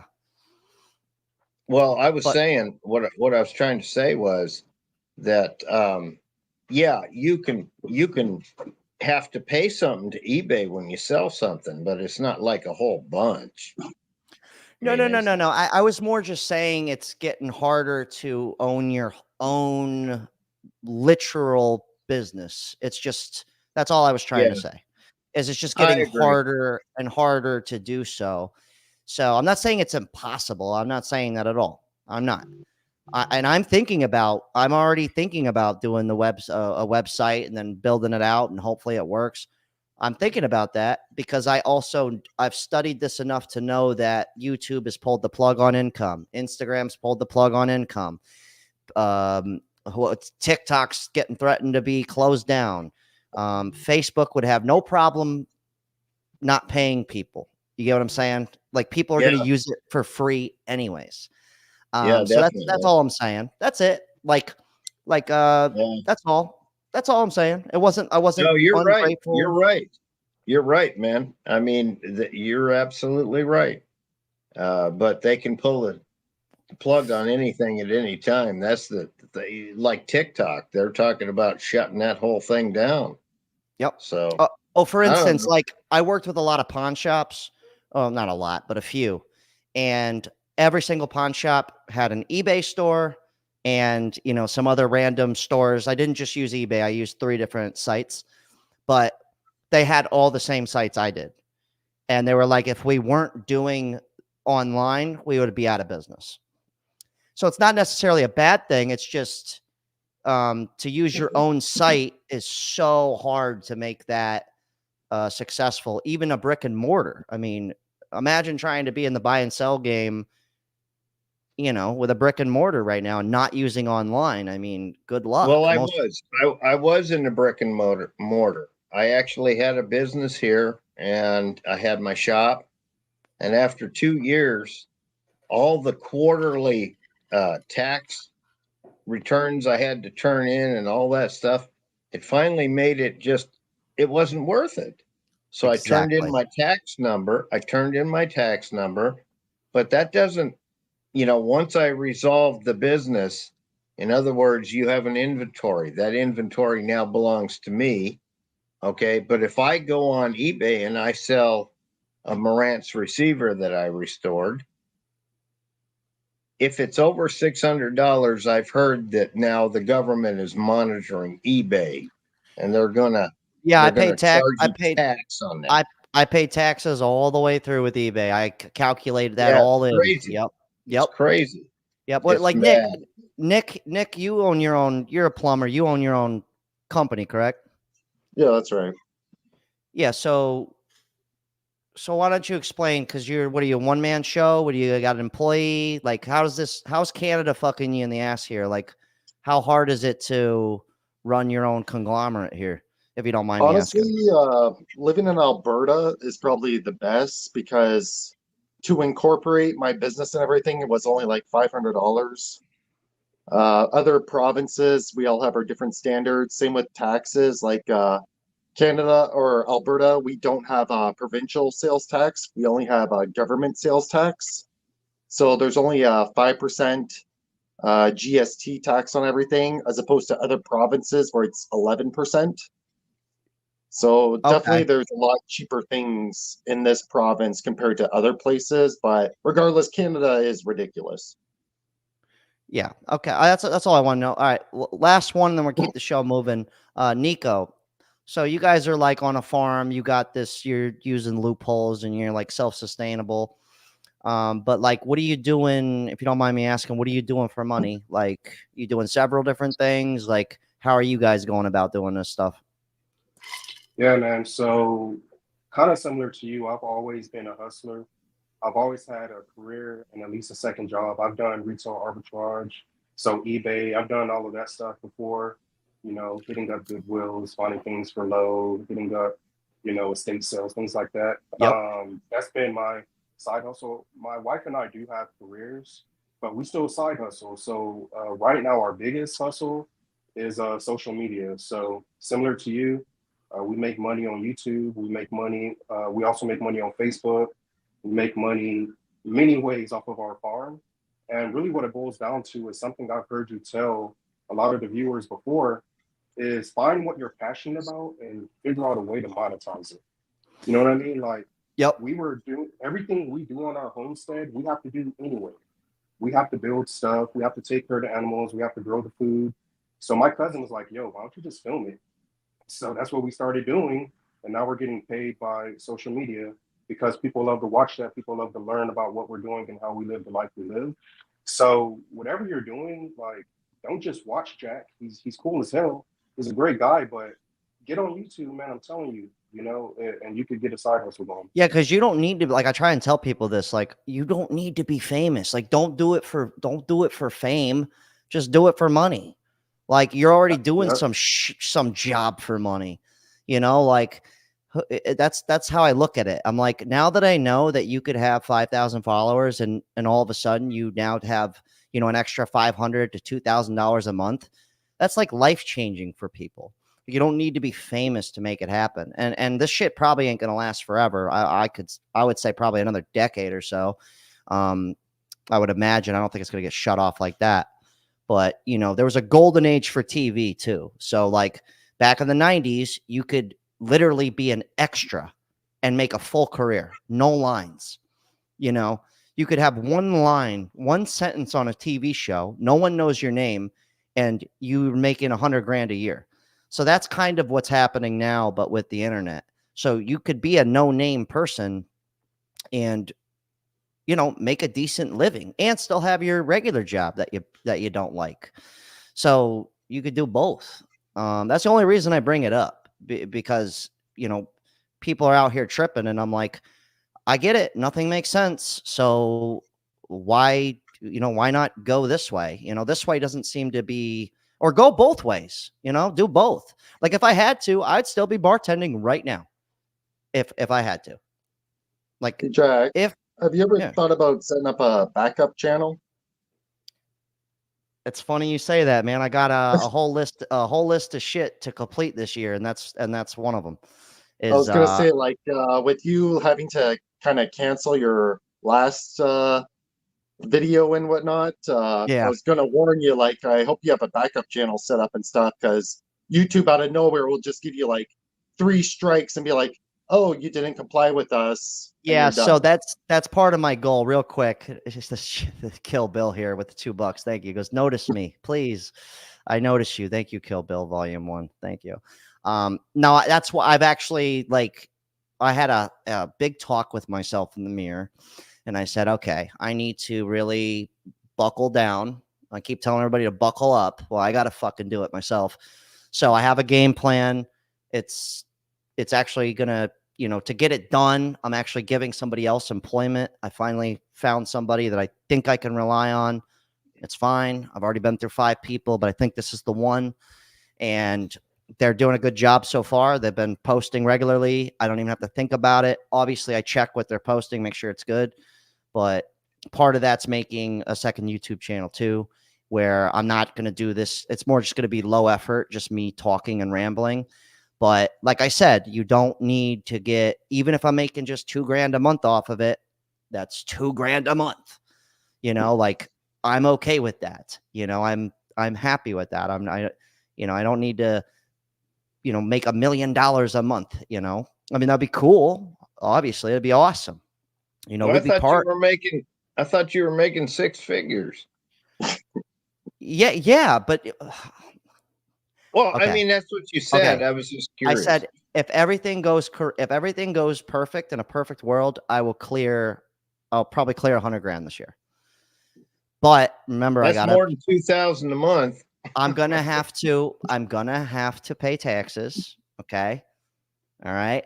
I'm also not an asshole. I've already been an asshole. So everything that I'm making, everything that I make is it all goes away, except for I keep $5,000. Anything over that, it's all going away. And if shit hits the fan, at least I have something. But I'm not naive enough to think that this is like I couldn't be affected by or impacted by what's going on out here. Because I see what's going on. I'm here with you guys. Like I don't know. Like I'm you gotta uncertain. have something. You gotta have something in your safety account for if shit goes bad, man. Exactly. You never know when you're gonna get sick. You can't work. You never know. Exactly. Take it from me. I've been there. Yeah, and that's all I'm saying. In your savings account. Yeah, that's all I'm trying to say is it's like I'm not like put it this way. I'm going to Texas next week and I'm literally budgeting as if I still wait tables. You get what I'm saying? Like I'm like, oh shit, I'm already 1,500. And then if I'm eating out every day, I'm kind of already budgeting that. And I feel bad about spending that, because I don't know. I just do. Maybe I shouldn't feel guilty, but anyways, look, I got a few more guys in the chat here. I'm going to let you boys go and we're going to wrap this party up. Nico, DM me one more time on Insta so you're at the top of my queue, and then we'll just exchange. I'll give you my phone number. That way we could link up and make it easier because my DMs are they're all messed up. They're flooded. But Michael, great seeing you. Nick, always a pleasure, brother. And Nico, just give me a shout and we'll exchange info. All right, we got the last 3 coming in. We got the other Jack, No Face Jack. We've got Shane, and we've got Haley Hansen for the second round. All right, this is the finale of the show. This is it, and I'm gonna let you guys wrap this one up. So Shane, since I could see you, how old are you, and where are you calling from, brother? What's going on, Jack? I'm 29, and I'm calling from Crestview, Florida, right on the Panhandle. I'm having a hard time hearing you, man. Maybe pick your phone up or put some headphones on. How's that? Is that any better? Oh, substantially better. Beautiful, beautiful. Sweet. All right. I am 29 Jack, years old, and I'm calling from Crestview, Florida, right on the Panhandle. All right. Good man. Good man. Another Florida boy. Yeah, kind of up in the sticks like you were talking about. Oh, in the bush. All right. We got No Name Jack. Can you hear me? I mean, No Face Jack. Hey, Jack. How's it going? How are you doing? Going awesome, man. So how old are you? Great, Where are you man. calling from? I'm 23. So I'm calling right. from California right now. So I'm a bit behind your time zone. It's all good. And Haley, can you hear me this time? I can hear you. Can you hear me? Loud and clear. So how old are you? Where are you calling from? Hold on. I can barely hear you. Ask the other questions, the other people. I have to figure this out on my end. Give me 1 second. All right. We'll give you more than 1 second. Okay. Shane, I'm going to let you start this party off, brother. This is going to be the finale. I'm going to let you pick the topic. Well, kind of to summarize what everybody's been talking about, and like what you say, a man with no bills is a rich man, right? Damn right. Hell yeah, I'm living in an RV that somebody gave me for $1,000 before COVID started. I've been in here ever since. So, damn. Yeah, just saving everything I earn, But you're still, I'm assuming you're still working full time and. Oh yeah. Oh yeah. Oh, it was just getting good. Oh, there he is. He's back. Yeah, I'm You got a locksmith actually. I work for a locksmith shop right here in Crestview. Oh, very nice, man. That's awesome. So let me ask you a question. Yeah. So when you decided to move in the RV, was it like out of desperation, or were you just kind of like, I'm over the bills? Well, it was a kind of a little bit of both. I'm originally from Las Vegas, Nevada, born and raised, and I just kind of said, "Fuck it, I'm going to Florida," and I drove out here in my car, and it broke down as soon as I got here to Crestview, and I was living in my car, and the first restaurant I went into was a sushi restaurant, and I was fresh out the military. They offered me a job. I asked them if I could park my car out back and hook up a power cord and an extension cable. They allowed me to do it, and within a few months, a customer came into the restaurant and offered me this RV. So it all just kind of fell into place. Well, that's awesome, man. I Yeah. actually went. I was at one point looking at RVs for my dad. This is like 7 years ago, and then I realized that I was going to have to drive it and take care of it, so I didn't buy it. But I really was like, damn, man, if I had like a piece of property, like guaranteed somebody's land, I could guarantee just plop this fucking guy on. I was Yeah. literally, I was so ready to buy this RV. I was so And ready. really, that's the biggest issue is where to park it or where to keep it. You know what I mean? Yep. That's what I So, came across. That's why I didn't do it. But I was so Yeah. desperate to get my dad somewhere to live that wasn't in my house. Because at the time it was so iffy. And yeah, but I remember just out of desperation, I was like, whatever. If we're gonna have to be those guys that live in our, and this is back, before this was normal. Yeah. So it's kind of like odd, if you told somebody you lived in your car 7 years ago, they'd be like, live in your car. Yeah. Now it's kind of like, oh yeah, I get it. That's cool. Yeah, Like, at least you're not it's paying rent, you know? yeah, it's not an odd thing to hear anymore. But back Yeah. then, I was, And I was, I'm kind of on the other end of that. I lost both of my parents when I was 15, so I've just kind of oh, been on my own ever since. And so sorry, it man. kind of started since then. Like before I graduated high school, I was just kind of like, yo, fuck this system. I'm not doing this. Dude, I couldn't even So, imagine it. I nearly lost my mind at 30 when losing my parent. I couldn't even imagine 15, man. That's rough, dude. I'm sorry about hey, that. I mean, it's all right. It's a blessing and a curse, because I get to spend the rest of my life just trying to build a net positive, trying to help people, right? I became a locksmith, because I love helping people unlocking their cars when they're in a shitty situation. Heads up for anybody out there who's ever locked themselves out of their house or their car. If you take photos of all your keys, any locksmith out there can make a key just from a photo. So if you ever lose Really? them, yeah. And it's kind of scary because I see all my friends posting the photo of their key in front of their house that they just bought. And I'm just laughing at them, He's like, you don't even know. Yeah, you All right, have no idea, let's get But Jack and Haley involved in this. Can Jack, you you hear said, me? yeah, This we thing hear is you loud and fucking clear. with me, Jack. This thing is fucking with me. It wants me to restart its device. I'm unwilling to do so. Also, I'm about to go to sleep. It is so late. I tried though. I'm so proud of myself. I stayed up. I'm 35. I'm in Florida, the great state of Florida. It's amazing. I moved here from Baltimore, the not great place of Baltimore, Bloodymore, Murderland, they call it. It's like, it's bad. It's not great, but it's gonna get better. And that's basically what I came on here to say. Everybody just calm down. It's gonna get better. I swear. Everybody's working on it in a different way. And we are just, shit's fucked up right now, but it's gonna be fine. I swear, it's an opportunity. Look for the ways that you can make it better, because right now we're in an age of information. We're in a flood, okay? But the arc, that's knowledge. That requires talking to people. It sucks. I know it. I used to be paid $500 to talk to me for 15 minutes. Why? Not because I wanted the money, trust me. I didn't want to talk to people, okay? But listen, just calm down. It's gonna be fine. Listen to me. I'm calm. We're listening. This is We're calm. listening. I gotta go now. Good night, everybody. I got 3 new clients today. That's a good thing, but we're gonna go to trial in August and I gotta go. Bye. All right, Bye. bye, Haley. You can learn a lot from her. yeah. Have you ever heard of that show, Just Pearly Things, on YouTube? Yeah. She just went over the pyramid or the hierarchy of whoredom.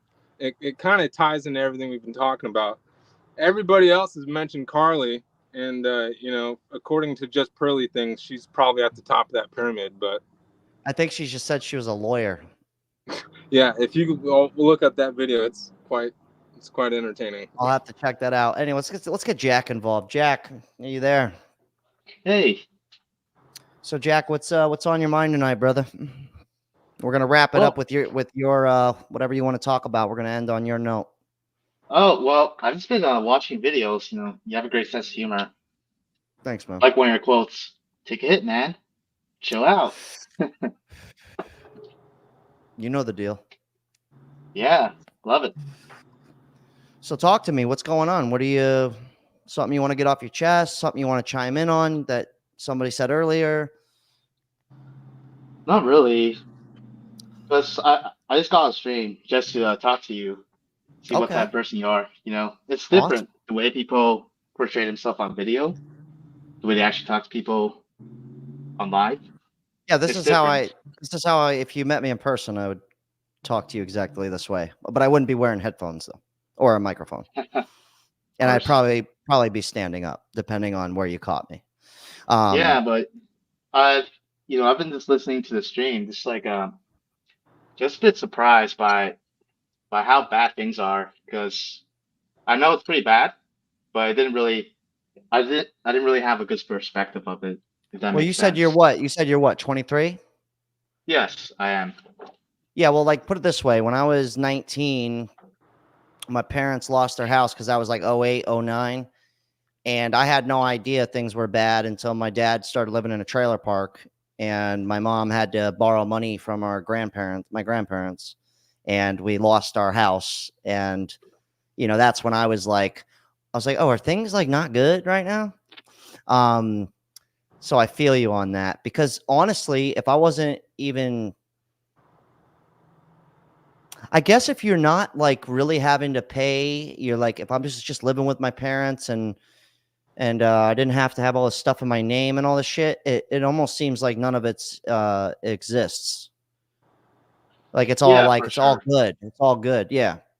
And honestly, I think some things are good. I think like this is I look at this as a positive. Like I look at this like a lot of people don't want to do these jobs anyways. They don't want to do these careers anyways.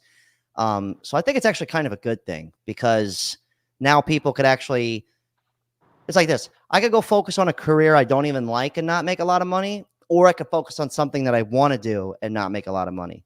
That's the positive. I know it's still not the best positive, but I think it's a good thing, honestly. Like for real. Yeah, so it is hard. It's difficult to tell how people are doing when I'm not going through the same problems, the same type of situations.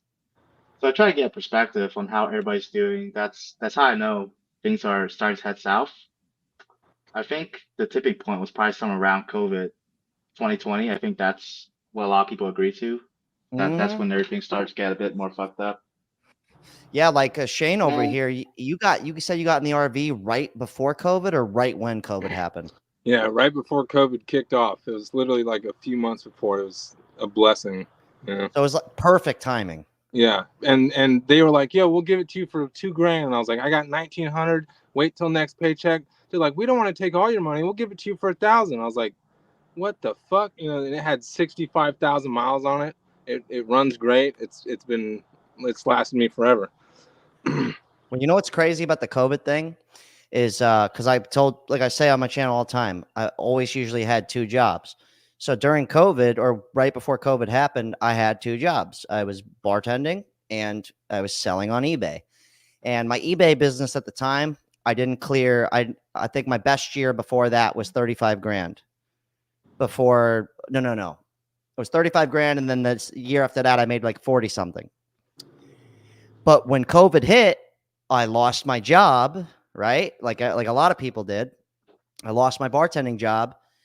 But thank God I had the reselling business, because that actually blew up. Like I doubled my numbers during COVID.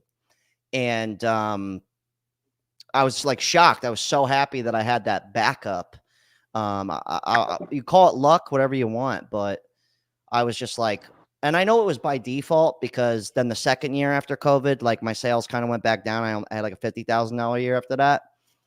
But it was one of those situations where I was just like, thank God I put in the fucking overtime and had a shit ton of inventory to just offload. And people were just getting free money. So they were just buying shit. And I was just like blown away. I was like, thank God, man. Cause I was like tripping out during that time. I was like, no, dude. You know, cause I think at the time I had maybe like 30, 35 grand saved up. But it sounds like a lot. It does. But when you, I just know how fast it can go. Especially when nobody in my house has a job and money. And then you're the only one with money. So now you're paying for everything. You know, you get what I mean? Like, Yeah. Like if you were splitting the bills, all of a sudden the person that was splitting the bills with you has no money. What are you gonna do? Just not It's all pay? on you. Yeah, Yeah. just get kicked out of your own house. So thank the Lord that happened. But that's kind of like, I don't want to say similar to you, but it was one of those things where it was like I accidentally was prepared for that. I was accidentally prepped. You know, I told you I was I've been a locksmith for the last couple of years now, and I just randomly had a seizure in my sleep, in my apartment.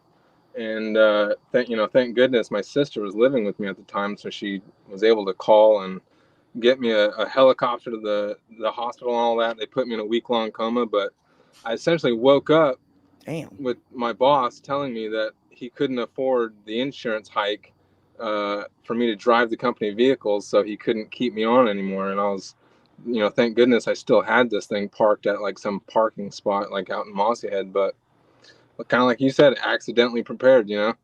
You got to show up, It's a real thing. That's why. Yeah. And if you're sitting there complaining, just, looking for handouts from the government, et cetera, I'm a veteran, and I got out, after witnessing one of my buddies die right in front of me. I can easily go to the VA and go ask for some disability money, but like, I'm not about to be that guy. You know what I mean? I'd much rather just be out here helping people unlock their stuff. And, like I said, everything falls into place, Yeah, 1,000%. Well, Shane, I appreciate you calling in, brother. Jack, thanks for calling in. You boys have a wonderful night. I'm going to wrap this shit up. We got one last one here. $10 from Arrogantly Shabby. Not too shabby, just the right amount of shab. Goes, true wealth, protect your money. Most people focus on saving money to get rich, whether it's 1, 2 million, it's the same. Roll large, 76 Caddy DeVille. Protect your brand first and foremost. Thank you for the $10. Yeah, you know what? I'm just grateful to have income. And honestly, even with my like bartending job that I had, I was so grateful for that. I mean, like to be able to make enough. I was happy with 60 grand a year, and I could still survive off that. So, just I've already learned my goddamn lesson. So, anyways, cheers, guys. I appreciate everybody being here tonight. Hell of a talk. God, my ears are killing me. These headphones hurt after a while. What's up? Got a Ford Explorer. Yeah, I'm going to go get, you know what? We're going to do that. We're going to get the shitty car. That's the next one. I'm going to get a piece of shit car. We're going to drive it around for a while. And then maybe we'll do some ghetto Mr. Beast thing where I just give away the fucking car to someone. It could be fun. I don't know. Anyways, hell of a talk. Good stuff.